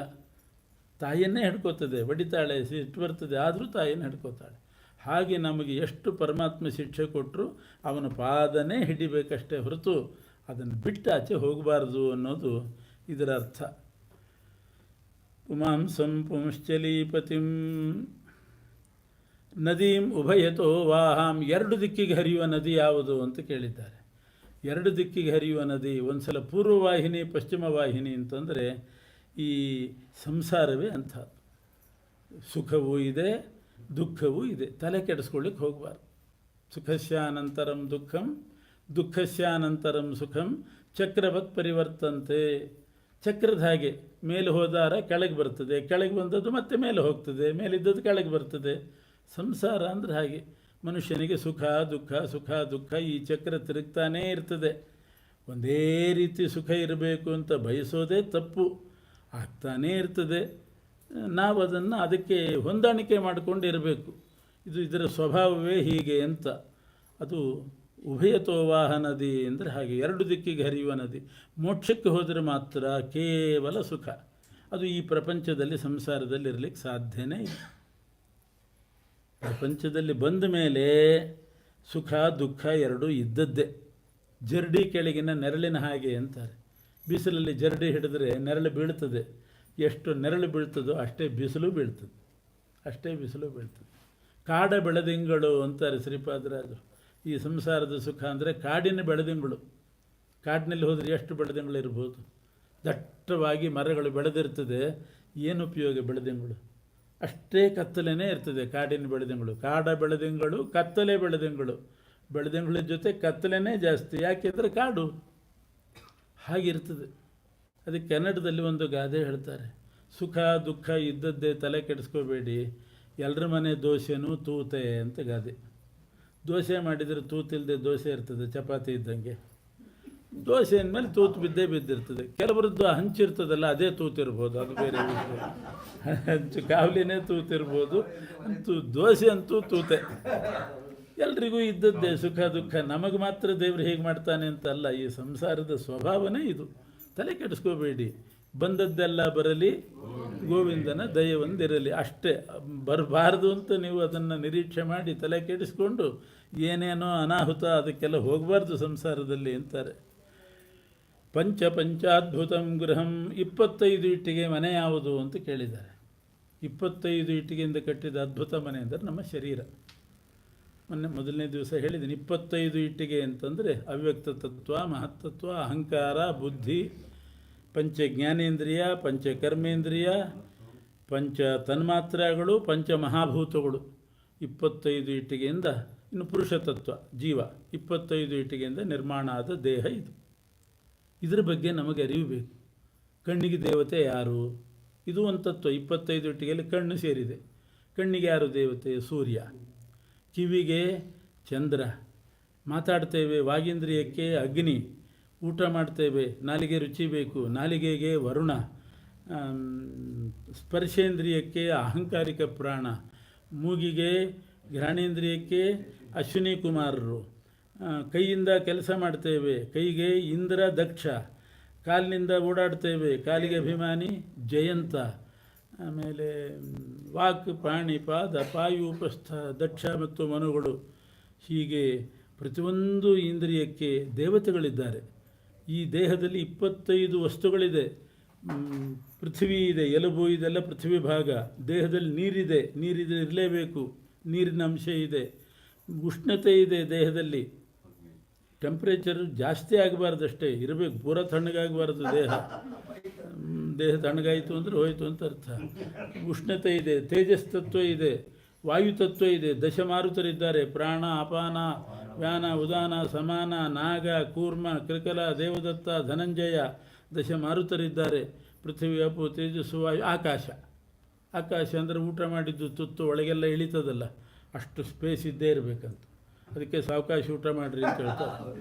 ಸಾವಕಾಶ ಮಾಡಿ ಅಂದರೆ ಆ ಸ್ಪೇಸ್ ಇಟ್ಕೊಂಡು ಊಟ ಮಾಡಿ, ಊಟ ಆದಮೇಲೆ ಒಂದು ಸಲ ತೀರ್ಥ ತೊಗೋಬೇಕಲ್ಲ, ಅದಕ್ಕೆ ಸ್ವಲ್ಪ ಸ್ಪೇಸ್ ಇರಲಿ ಅಂತ ಅರ್ಥ. ಅಷ್ಟಕ್ಕೂ ಅವಕಾಶ ಇಲ್ದಿದ್ದಂಗೆ ಊಟ ಮಾಡಿಬಿಟ್ರೆ ಇಲ್ಲಿವರೆಗೆ. ಅದಕ್ಕೆ ಅದು ಬೇಕದು ಒಳಗಡೆ. ಅದು ಬ್ಲಾಕ್ ಆಗಿಬಿಟ್ರೆ ಏನೂ ಮಾಡಲಿಕ್ಕಾಗೋದಿಲ್ಲ. ಅನ್ನನಾಳ ಎಲ್ಲ ಬ್ಲಾಕ್ ಆದರೆ ಅದಕ್ಕೆ ಆಕಾಶ ತತ್ವ, ಅದಕ್ಕೆ ವಿನಾಯಕ ಅಭಿಮಾನಿ. ಎಲುಬು ಇವೆಲ್ಲ ಗಟ್ಟಿ ಪದಾರ್ಥ, ಅದಕ್ಕೆ ಧರಾದೇವಿ, ಕಣ್ಣಿಗೆ ಸೂರ್ಯ. ಅದೆಲ್ಲ ಹೀಗೆ 25 ಇಟ್ಟಿಗೆಯಿಂದ ಕಟ್ಟಿದ ಮನೆ ಅಂದರೆ 25 ತತ್ವಗಳಿಂದ ನಿರ್ಮಾಣಗೊಂಡ ದೇಹ. ಅದರಲ್ಲಿರ್ತಕ್ಕಂಥ ಒಂದೊಂದು ತತ್ವದ ದೇವತೆಗಳು. ಡಾಕ್ಟ್ರುಗಳಿದ್ದಾರೆ. ಕಣ್ಣಿಗೊಬ್ಬ ಡಾಕ್ಟ್ರು, ಕಿವಿಗೊಬ್ಬ ಡಾಕ್ಟ್ರು, ಬಲಗಣ್ಣಿಗೊಬ್ಬ ಡಾಕ್ಟ್ರು, ಎಡಗಣ್ಣಿಗೊಬ್ಬ ಡಾಕ್ಟ್ರು, ಹಾಗೂ ಇದ್ದಾರಂತೆ. ಯಾರ ಹತ್ರ ಅದು ಡಾಕ್ಟ್ರ್ ಇರುತ್ತೆ? ನಾವು ಕಣ್ಣಿನ ಡಾಕ್ಟ್ರು, ಕಿವಿಗೆ ಬೇರೆಯವ್ರ ಹತ್ರ ಹೋಗಿ ಅಂತ. ಕಿವಿಗೆ ಬೇರೆಯವ್ರ ಹತ್ರ ಹೋಗಿ, ಯಾಕೋ ನಾಲಿಗೆ ರುಚಿಲ್ಲ, ಹಾಗಾದ್ರೆ ನಾಲಿಗೆ ಡಾಕ್ಟ್ರ್ ಹತ್ರ ಹೋಗಿ. ಒಬ್ಬರಲ್ಲ. ಹಾಗೆ ಎಲ್ಲ ದೇವತೆಗಳಿದ್ದಾರೆ, ಬೇರೆ ಬೇರೆ ಬೇರೆ ಬೇರೆ ದೇವತೆಗಳಿದ್ದಾರೆ. ಅವರನ್ನು ಒಲಿಸ್ಕೊಳ್ಬೇಕು. ನಮೋ ವಸ್ತಾತ್ವಿಕ ದೇವಾ ವಿಷ್ಣು ಭಕ್ತಿಪರಾಯಣ ಧರ್ಮ ಮಾರ್ಗೇ ಪ್ರೇರಯಂತು ಭವಂತ ಸರ್ವ ಏವ ಹಿ. ದೇಹದಲ್ಲಿರುವ ತತ್ವಾಭಿಮಾನಿ ದೇವತೆಗಳೇ ನಮ್ಮ ಕಣ್ಣು ಕಿವಿ ಎಲ್ಲ ಸನ್ಮಾರ್ಗಕ್ಕೆ ಹೋಗಲಿ. ಕಿವಿ ನಿನ್ನ ಕಥೆ ಕೇಳುವಂತಾಗಲಿ, ನಿನ್ನ ಮೂರ್ತಿಯನ್ನು ಕಣ್ಣು ನೋಡುವಂತಾಗಲಿ. ನಾಲಿಗೆ ನಿನ್ನ ನಾಮಕೀರ್ತನೆ ಮಾಡಲಿ. ಯಾರು ಮಾಡಿಸ್ಬೇಕು? ಅಗ್ನಿ. ನಾಲಿಗೆ ನಿನ್ನ ನಾಮಕೀರ್ತನೆ ಮಾಡಲಿ. ಇದನ್ನು ಕೇಳ್ಕೋಬೇಕು. ಅದಕ್ಕೋಸ್ಕರ ದೇಹದ ಪರಿಚಯ ಬೇಕು. ಈ ದೃಷ್ಟಿಯಿಂದ ನಾರದರು 10 ಪ್ರಶ್ನೆ. ಕೊನೆಯ ಪ್ರಶ್ನೆನೇ ನಿಮ್ಮ ತಂದೆ ಅಲ್ಲ, ಇನ್ನೊಂದಿದೆ. ಅದೇ ಹಂಸ. ವಿಚಿತ್ರ ಕಥೆ ಹೇಳುವ ಹಂಸ ಯಾವುದು ಅಂತಂದರೆ, ಹಂಸ ಅಂದರೆ ಕೊನೆಗೆ ಬ್ರಹ್ಮದೇವರ ಉಪದೇಶ ಆಗಬೇಕು. ಬ್ರಹ್ಮದೇವರ ಉಪದೇಶ ಆದಮೇಲೆ ಮೋಕ್ಷ. ಅವರೇ ಹಂಸ ಅಂದರೆ ಭಗವಂತನ ಕಥೆ ಹೇಳುವವರು. ಅವರು ನಿರಂತರ ತಿರುಗುವ ಚಕ್ರ ಒಂದಿದೆ, ವಿಶ್ರಾಂತಿ ಇಲ್ಲದೆ ತಿರುಗ್ತದೆ, ಬಹಳ ತೀಕ್ಷ್ಣ ಅಂಚು. ಅದೊಂದು ಪ್ರಶ್ನೆ. ಅದು ಯಾವುದು ಅಂತ ಕೇಳಿದರು. ನಿರಂತರ ತಿರುಗುವ ಚಕ್ರ ಅಂತಂದರೆ ಕಾಲಚಕ್ರ. ಗಡಿಯಾರ ಚಕ್ರ ನಿಂತು ಹೋಗ್ಬೋದು, ಕಾಲಚಕ್ರ ಮಾತ್ರ ನಿಲ್ಲೋದಿಲ್ಲ, ತಿರುಗ್ತಾನೇ ಇರ್ತದೆ. ಸಮಯ ಹೋಗ್ತಾ ಇರ್ತದೆ. ಅತ್ಯಮೂಲ್ಯವಾದ ಸಮಯ. ಇದ್ದಷ್ಟರಲ್ಲೇ ನಾವು ಬೇಗ ಸಾಧನೆ ಮಾಡ್ಕೋಬೇಕು. ನಿರಂತರ ತಿರುಗುವ ಚಕ್ರ ಅದು, ವಿಶ್ರಾಂತಿನೇ ಇಲ್ಲದಕ್ಕೆ. ಕೊನೆಯದ್ದಾಗಿ ನಿಮ್ಮ ತಂದೆಯ ಆದೇಶ ಏನು ಅಂತ ಕೇಳಿದ್ದಾರೆ. ತಂದೆಯ ಆದೇಶ ಅಂದರೆ ಶಾಸ್ತ್ರದ ಸಾರ ಅಂತ. ತಾಯಿಯಂತೆ ರಕ್ಷಣೆ ಮಾಡ್ತದೆ, ತಂದೆಯಂತೆ ಹಿತವನ್ನು ಬೋಧಿಸುವುದು ಶಾಸ್ತ್ರ. ಶಾಸ್ತ್ರದ ಸಾರ ಏನು? ಶಾಸ್ತ್ರೇಷ್ವಿಯಾನೇವ ಸುನಿಶ್ಚಿತೋ ನೃಣಾಂ ಕ್ಷೇಮಸ್ಯ ಸಮ್ಯಗ್ ವಿಮರ್ಶೇಷು ಹೇತು ಅಸಂಗ ಆತ್ಮವ್ಯತಿರಿಕ್ತ ವಸ್ತುನಿ ದೃಢಾರತಿರ್ಬ್ರಹ್ಮಣಿ ನಿರ್ಗುಣೇ ಚಯ. ಶಾಸ್ತ್ರದ ಸಾರ ಅಂದರೆ ಎರಡೇ. ಒಂದು,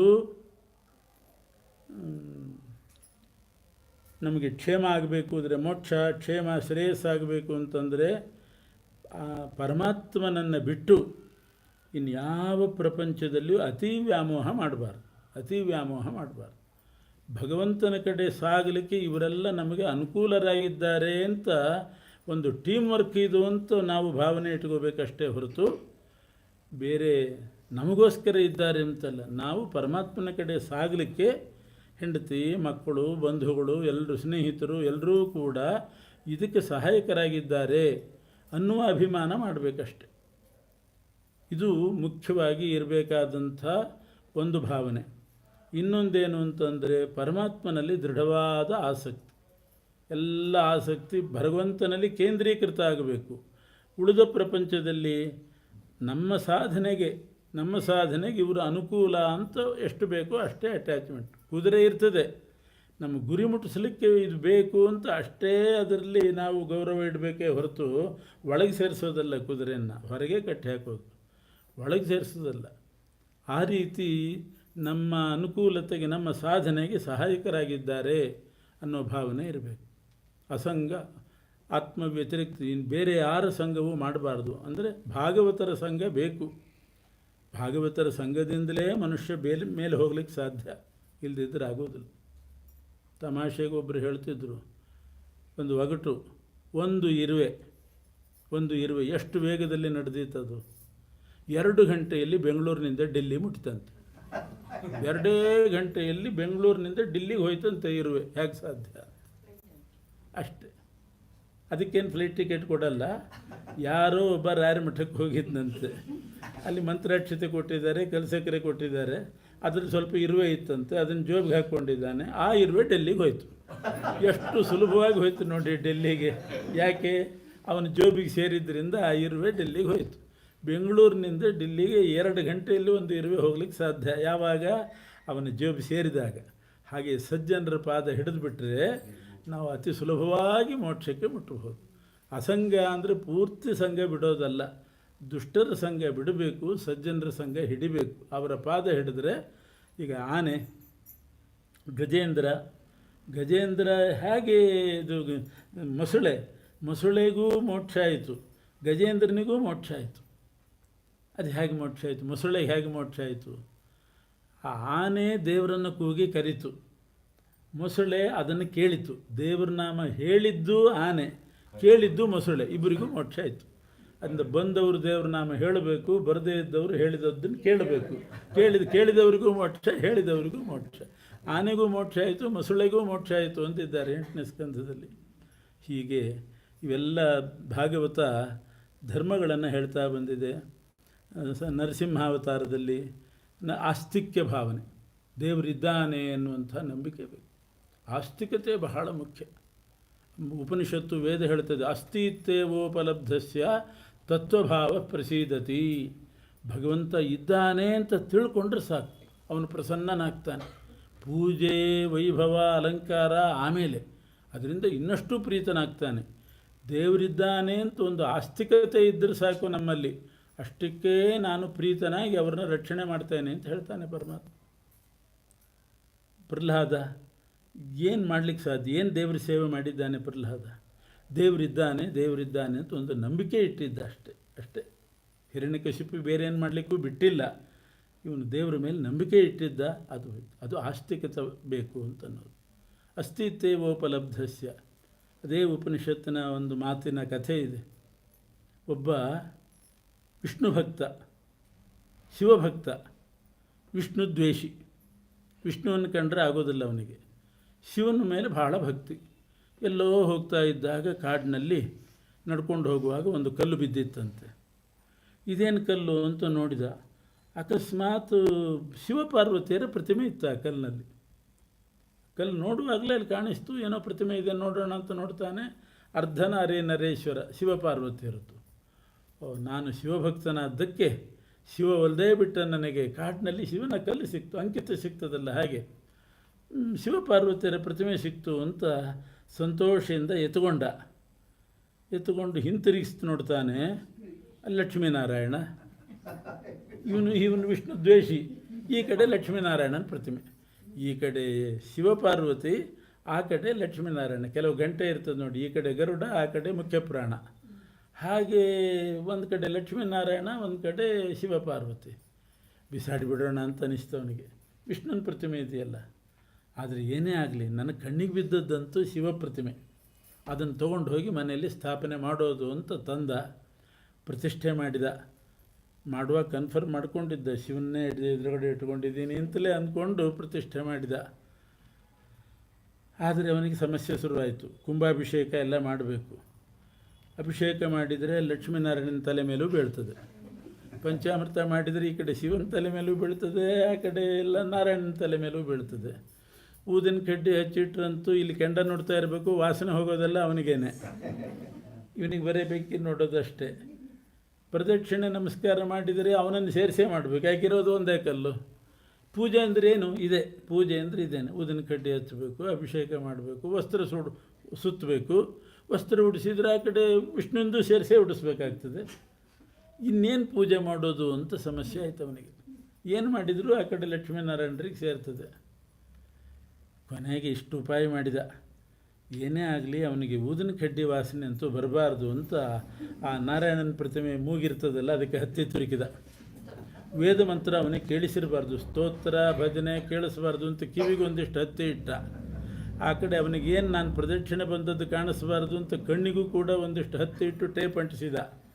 ಅಂತೂ ನಾರಾಯಣ ಲಕ್ಷ್ಮೀ ಪ್ರತಿಮೆಗೆ ಏನೇನು ಬೇಕೋ ಎಲ್ಲ ಬಂದೋಬಸ್ತ್ ಮಾಡಿದ. ಹತ್ತಿ ಇಟ್ಟು ಟೇಪ್ ಹಚ್ಚಿ ಕಣ್ಣು ಗಿಣ್ಣು ಕಾಣಿಸದೇ ಇರೋ ಹಾಗೆ ಮಾಡಿ ಪೂಜೆ ಶುರು ಮಾಡಿದ.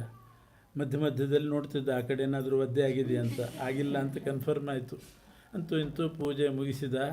ಪ್ರದಕ್ಷಿಣೆ ನಮಸ್ಕಾರಾನ್ ಸಮರ್ಪಯಾಮಿ ಅಂತ ಮಂಗಳಾರತಿ ಮಾಡಿ ಪ್ರದಕ್ಷಿಣೆ ಮಾಡಿ ನಮಸ್ಕಾರ ಮಾಡಿ ಹೇಳ್ತಾನೆ. ಆ ವಿಗ್ರಹದಲ್ಲಿರೋ ಲಕ್ಷ್ಮೀನಾರಾಯಣರು ನಿಂತುಬಿಟ್ಟಿದ್ದಾರೆ ಆಶೀರ್ವಾದ ಮಾಡಲಿಕ್ಕೆ. ಇವನಿಗೊಂದು ಸಲ ಬೆಚ್ಚಿ ಬಿದ್ದ.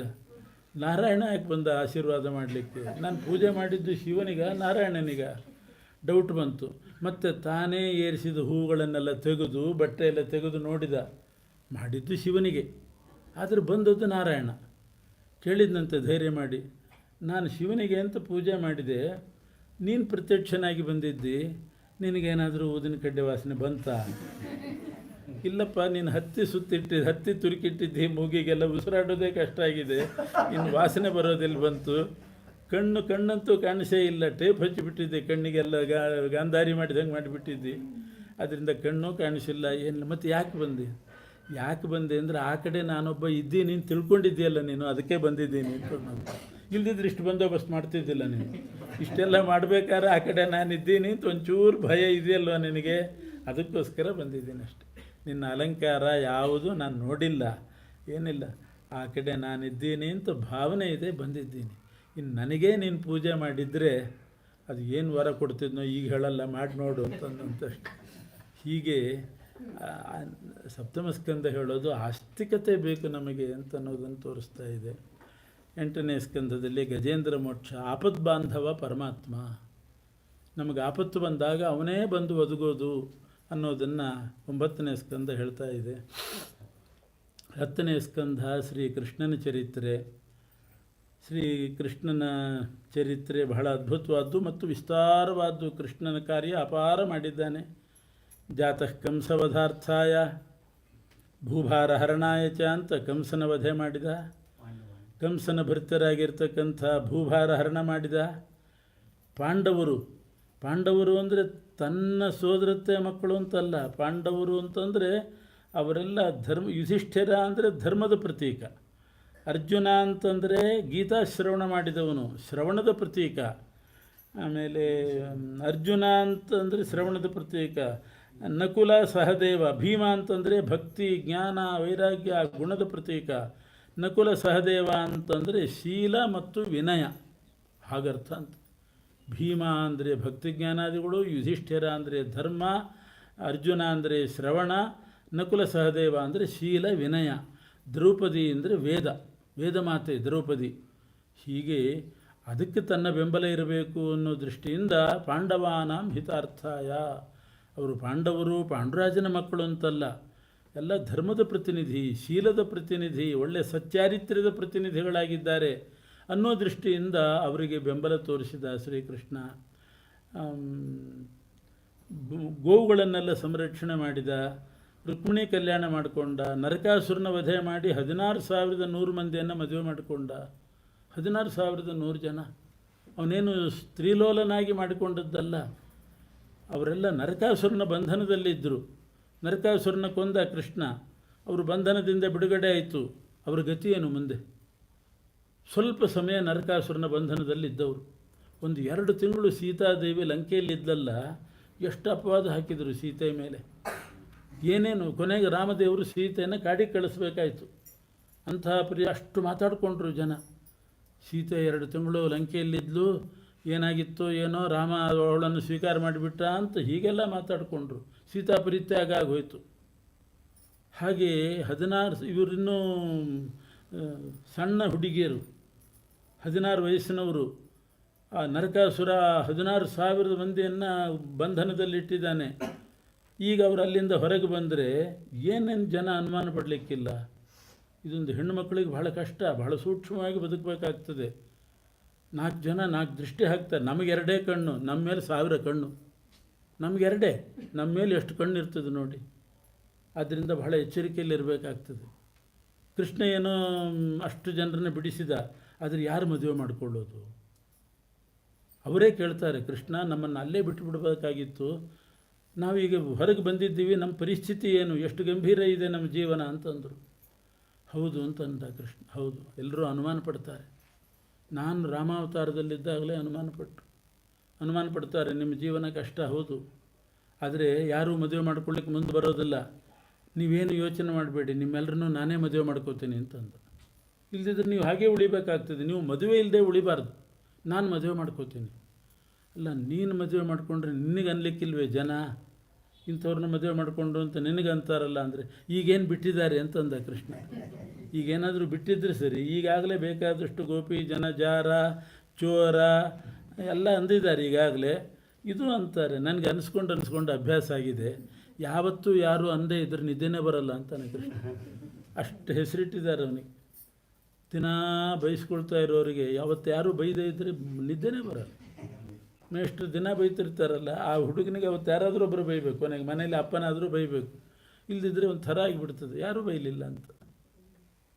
ಹೀಗೆ ಕೃಷ್ಣ, ನನಗೇನೂ ಯೋಚನೆ ಇಲ್ಲ, ನಾನು ಯಾರಿಗೂ ಹೆದರೋದಿಲ್ಲ, ಸತ್ಯಕ್ಕೆ ನನ್ನಲ್ಲಿ ಸತ್ಯ ಇದೆ, ನೀವು ಶುದ್ಧರಾಗಿದ್ದೀರಿ, ನನಗೆ ಗೊತ್ತು, ನಾನು ಮದುವೆ ಮಾಡ್ಕೋತೀನಿ ಅಂತ ಅಷ್ಟು ಜನರನ್ನ ಮದುವೆ ಮಾಡಿಕೊಂಡು ಅನುಗ್ರಹ ಮಾಡಿದ ಕೃಷ್ಣ. ಇದು ಕಾರುಣ್ಯ ಅಷ್ಟೇ, ಮತ್ತೇನಲ್ಲ. ಕೃಷ್ಣನ ಬಗ್ಗೆ ಸಮಭೀಷ್ಟ ಚಿಂತಾಮಣಿರ್ ಭಗವಾನ್ ಅಶುಭೈರಲಿಪ್ತ. ಯಾವ ಅಶುಭನೂ ಇಲ್ಲ, ಯಾವುದನ್ನು ಯೋಚನೆ ಮಾಡೋ ಹಾಗಿಲ್ಲ. ಅವರ ಮೇಲಿನ ಕಾರುಣ್ಯದಿಂದ ಅಷ್ಟು ಜನರನ್ನು ಮದುವೆ ಮಾಡಿಕೊಂಡ ಶ್ರೀಕೃಷ್ಣ. ಬಡ ಬ್ರಾಹ್ಮಣನಾಗಿರ್ತಕ್ಕಂಥ ಕುಚೇಲನಿಗೆ ಎಷ್ಟು ಅನುಗ್ರಹ ಮಾಡಿದ. ಕುಚೇಲ ಕೃಷ್ಣ ಇಬ್ಬರು ಸಹಪಾಠಿಗಳು. ಸಂದೀಪನಿ ಆಚಾರ್ಯರ ಹತ್ರ ಕೃಷ್ಣ ಓದ್ತಾ ಇದ್ದ. ಸಂದೀಪನಿ ಆಚಾರ್ಯರು ಅಂತ ಕಾಶಿಯವರವರು. ಅವಂತಿಪುರ ಅಂತ ಒಂದು ಪುರ, ಅವಂತಿಪುರದಲ್ಲಿದ್ದರು. ಕೃಷ್ಣ ಉಪನಯನ ಮಾಡಿಕೊಂಡು ಅಲ್ಲಿ ಹೋಗಿ ಅವರ ಗುರುಕುಲದಲ್ಲಿ 64 ದಿವಸ ಇದ್ದ. ಅಷ್ಟೇ 64 ದಿವಸ ಅಧ್ಯಯನಕ್ಕಿದ್ದ. ಆ 64 ದಿವಸಗಳಲ್ಲಿ ಕುಚೇಲ ಸ್ನೇಹಿತನಾಗಿದ್ದ. ಕುಚೇಲ ಕೃಷ್ಣ ಇಬ್ಬರೆಲ್ಲ ಸಹಪಾಠಿಗಳು. ಒಂದು ದಿವಸ ಗುರುಕುಲದಲ್ಲಿ ಕಟ್ಟಿಗೆ ಆಗೋಯ್ತಂತೆ. ಆವಾಗೆಲ್ಲ ಹೇಗೆ ಅಂದರೆ ಶಿಷ್ಯರೇ ಕೆಲಸ ಮಾಡಬೇಕು, ಅವರೇ ಆ ಭಿಕ್ಷೆ ಬೇಡ ಅನ್ನ ತಂದು ಹಾಕಬೇಕು, ಇದು ಅಕ್ಕಿ ತಂದು ಹಾಕಬೇಕು, ಗುರುಪತ್ನಿ ಅನ್ನ ಮಾಡಬೇಕು, ಊಟ ಹಾಕಬೇಕು, ಇವರು ಪಾಠ ಕಲಿಬೇಕು. ಕಟ್ಟಿಗೆ ಆಗೋಯ್ತು. ಕಟ್ಟಿಗೆ ಆದಾಗ ಗುರುಪತ್ನಿ ಕುಚೇಲನ್ನು ಕರೆದು ಹೇಳಿದ್ರಂತೆ, ಕುಚೇಲ, ಮನೆಯಲ್ಲಿ ಕಟ್ಟಿಗೆ ಆಗಿ ಹೋಗಿದೆ, ಕಾಡಿಗೆ ಹೋಗಿ ಒಂದಿಷ್ಟು ಕಟ್ಟಿಗೆ ಆರಿಸ್ಕೊಂಡು ಬಾ, ಅಡಿಗೆಗೆ ಬೇಕು ಅಂತ. ಭಾಳ ಸಂತೋಷ ಆಯಿತು ಕುಚೇಲನಿಗೆ. ಯಾಕೆ ಅಂದರೆ ಆ ಕುಚೇಲ ಈ ಗುರುಕುಲಕ್ಕೆ ಬರುವಾಗ ಅವರಮ್ಮ ಒಂದಿಷ್ಟು ಅವಲಕ್ಕಿ ಕೊಟ್ಟು ಕಳಿಸಿದ್ರಂತೆ ಕುಚೇಲನಿಗೆ. ಗುರುಕುಲದಲ್ಲಿ ಎಷ್ಟೊತ್ತಿಗೆ ಊಟ ಆಗುತ್ತೋ ಏನೋ ಗೊತ್ತಿಲ್ಲ, ಯಾರಾದರೂ ಬರೋರು ಹೋಗೋರು ತಡ ಆದರೂ ಆಗಬಹುದು. ನಿನಗೆ ಹಸಿವಾದಾಗ ತಿನ್ನಲಿಕ್ಕೆ ಇಟ್ಕೋ. ಮನೆಯಲ್ಲಿ ಪಾಪ ತಾಯಿ ಕರಳು, ಅಲ್ಲಿ ಗುರುಕುಲದಲ್ಲಿ ಎಷ್ಟೊತ್ತಿಗೆ ಊಟ ಹಾಕ್ತಾರೋ ಮಗ ಮನೆಯಲ್ಲಿ ಆದರೆ ಕೇಳಿಬಿಡ್ಬೋದು, ಅಮ್ಮ ಹಸಿವಾಗ್ತಾ ಇದೆ ಕೊಡು ಅಂತ. ಗುರುಕುಲದಲ್ಲಿ ಯಾರನ್ನು ಕೇಳಬೇಕು? ಅದಕ್ಕೊಂದು ಹಿಡಿ ಅವಲಕ್ಕಿ ಕೊಟ್ಟಿದ್ರಂತೆ, ಹಸಿವಾದಾಗ ತಿನ್ನು ಅಂತ. ತಂದಿಟ್ಕೊಂಡಿದ್ದ ಗಂಟು. ಹಸಿವೆ ಆಗಿತ್ತೋ ಬಿಡ್ತೋ ಅಂತೂ ಅವಲಕ್ಕಿ ತಿನ್ನಬೇಕು ಅಂತ ಬಾಯಲ್ಲಿ ನೀರು ಹೊಡಿತಾ ಇದೆ, ನೀರು ಇಳಿತಾ ಇದೆ, ತಿನ್ನಲಿಕ್ಕೆ ಏಕಾಂತ ಜಾಗವೇ ಸಿಗಲಿಲ್ಲಂತೆ. ಗುರುಕುಲ ತುಂಬ ಹುಡುಗರು, ಒಂದು ಹಿಡಿ ಅವಲಕ್ಕಿ ಕೊಟ್ಟಿದ್ದಾಳೆ. ಎಲ್ಲಿ ಸಾಕಾಗುತ್ತೆ? ಯಾರಿಗೆ ಕೊಡೋದು, ಯಾರಿಗೆ ಬಿಡೋದು?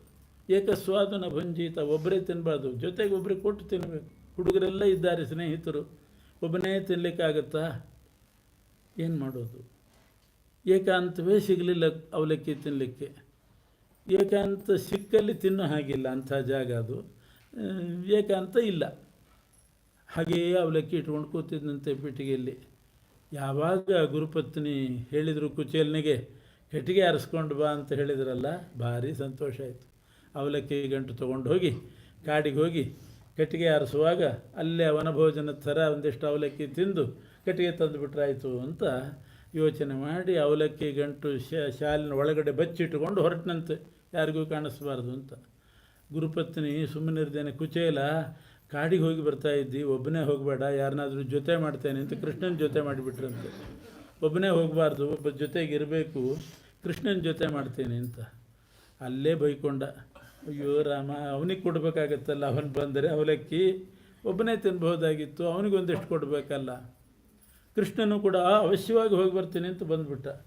ಕೃಷ್ಣನ್ನೂ ಒಂದಿಷ್ಟು ಅಂದ್ಕೊಂಡಂತೆ ಮನಸ್ಸಿನಲ್ಲಿ, ಯಾಕಾದರೂ ಬಂದನೋ, ಏನಾದರೂ ಕೆಲಸ ಹೇಳಿ ಉಳಿಬಾರ್ದ ಇವನು, ಬಂದುಬಿಟ್ಟ ದೊಡ್ಡಸ್ತಿಗೆ ಮಾಡಿ ಅಂತ ಅವನ್ನೂ ಬೈಕೊಂಡು ಹೋದ. ಆದರೂ ಅವಲಕ್ಕಿ ಕೊಡಲಿಲ್ಲ ಅವನಿಗೆ, ತಂದದ್ದೇ ಸ್ವಲ್ಪ. ಇಬ್ಬರು ಕಾಡಿಗೆ ಬಂದರು.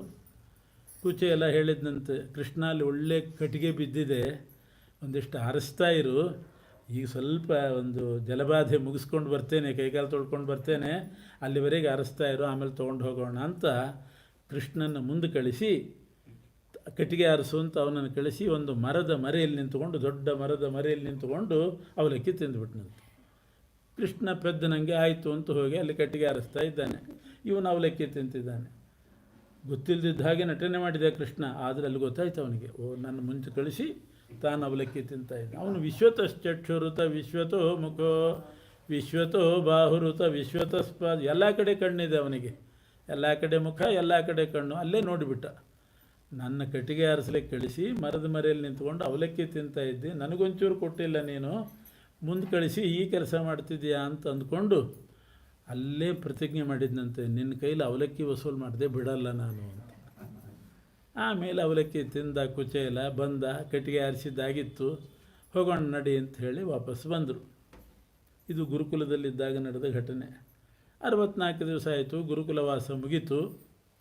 ಕೃಷ್ಣ ದ್ವಾರಕಾಧೀಶನಾದ, ದೊಡ್ಡ ಶ್ರೀಮಂತ, ದ್ವಾರಕಾಪಟ್ಟಣವೇ ಅಂಥದ್ದು ಆವಾಗ, ಭಾರೀ ಶ್ರೀಮಂತನಾದ. ಅಲ್ಲೇ ದ್ವಾರಕೆ ಹತ್ತಿರ ಒಂದು ಸಣ್ಣ ಹಳ್ಳಿಯಲ್ಲಿ ಕುಚೇಲನ ಊರು. ಕುಚೇಲ ಅಂದರೆ ಸರಿಯಾಗಿ ಉಟ್ಕೊಳ್ಳಿಕ್ಕೆ ಒಂದು ಬಟ್ಟೆನೂ ಇಲ್ಲ ಇವನಿಗೆ, ಹರಕರಕು ತೂತು ಬಿದ್ದ ಬಟ್ಟೆಗಳು, ಅದು ತೂತು ಕಾಣಿಸ್ದೇ ಇರೋ ಹಾಗೆ ಅಡ್ಜಸ್ಟ್ ಮಾಡಿ ಹೊದ್ಕೊಳ್ಳೋನಂತೆ. ಎಂಥ ಈ ವಿದ್ವತ್ ಪಾಸ್ ಮಾಡಿದಾಗ ಒಂದು ಶಾಲ್ ಕೊಡ್ತಿದ್ರು ಮಹಾರಾಜರು ಹಿಂದೆಲ್ಲ. ಸಂಸ್ಕೃತ ಪರೀಕ್ಷೆ ಪಾಸ್ ಮಾಡಿದರೆ ದೊಡ್ಡ ಜರಿ ಶಾಲು ಅಂತ ಕೊಡೋರು, ಇಡೀ ಜೀವಮಾನಕ್ಕೆ ಪೂರ್ತಿ ಒಂದೇ ಶಾಲದು. ಅದು ಹರಿದು ತುಯಿಲಿ ತಿಂದು ತೂತು ಬಿದ್ದು ಹೋಗ್ತದೆ. ಪಂಡಿತರೆಲ್ಲ ಅದನ್ನೇ ಅಡ್ಜಸ್ಟ್ ಮಾಡಿ ತೂತು ಕಾಣಿಸ್ತಿದ್ದಂಗೆ ಒಂದೇ ಸೈಡ್ ಹೊದ್ಕೊಳ್ಳೋರಂತೆ ಆ ಶಾಲನ್ನು. ಯಾರೋ ಕೇಳಿದ್ರಂತೆ, ಚಳಿ ಇಷ್ಟು ಚಳಿ ಇದೆ, ಮೈ ತುಂಬ ಹೊದ್ಕೊಳ್ರಿ, ಜರಿ ಶಾಲು ಉಲ್ಲನ್ ಶಾಲು ಅಂದರೆ. ಈ ಬಟ್ಟೆ ಹಾಗೆಲ್ಲ ಬಿಚ್ಚಬಾರ್ದು ಅಂತಿದ್ರಂಥವ್ರು.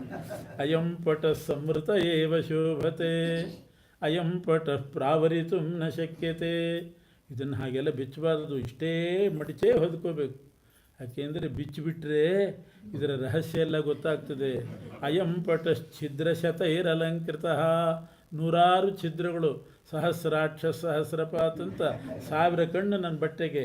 ಇಂದ್ರನಿಗೆ ಮಾತ್ರ ಅಲ್ಲ, ನನ್ನ ಶಾಲೆಗೂ 1000 ಕಣ್ಣು, ಬಿಚ್ಚಬಾರ್ದು, ಹಿಂಗೇ ಇರಬೇಕು ಅಂತ ಹೇಳ್ತಿದ್ರಂತೆ. ಹಾಗೆ ಕುಚೇಲ ಪಾಪ ಬಡವ, ಆದರೆ ಮೈ ತುಂಬ ಹೊದ್ಕೊಳ್ಳಿಕ್ಕೆ ಬಟ್ಟೆ ಇಲ್ಲ, ಉಟ್ಕೊಳ್ಳಿಕ್ಕೆ ಬಟ್ಟೆ ಇಲ್ಲ.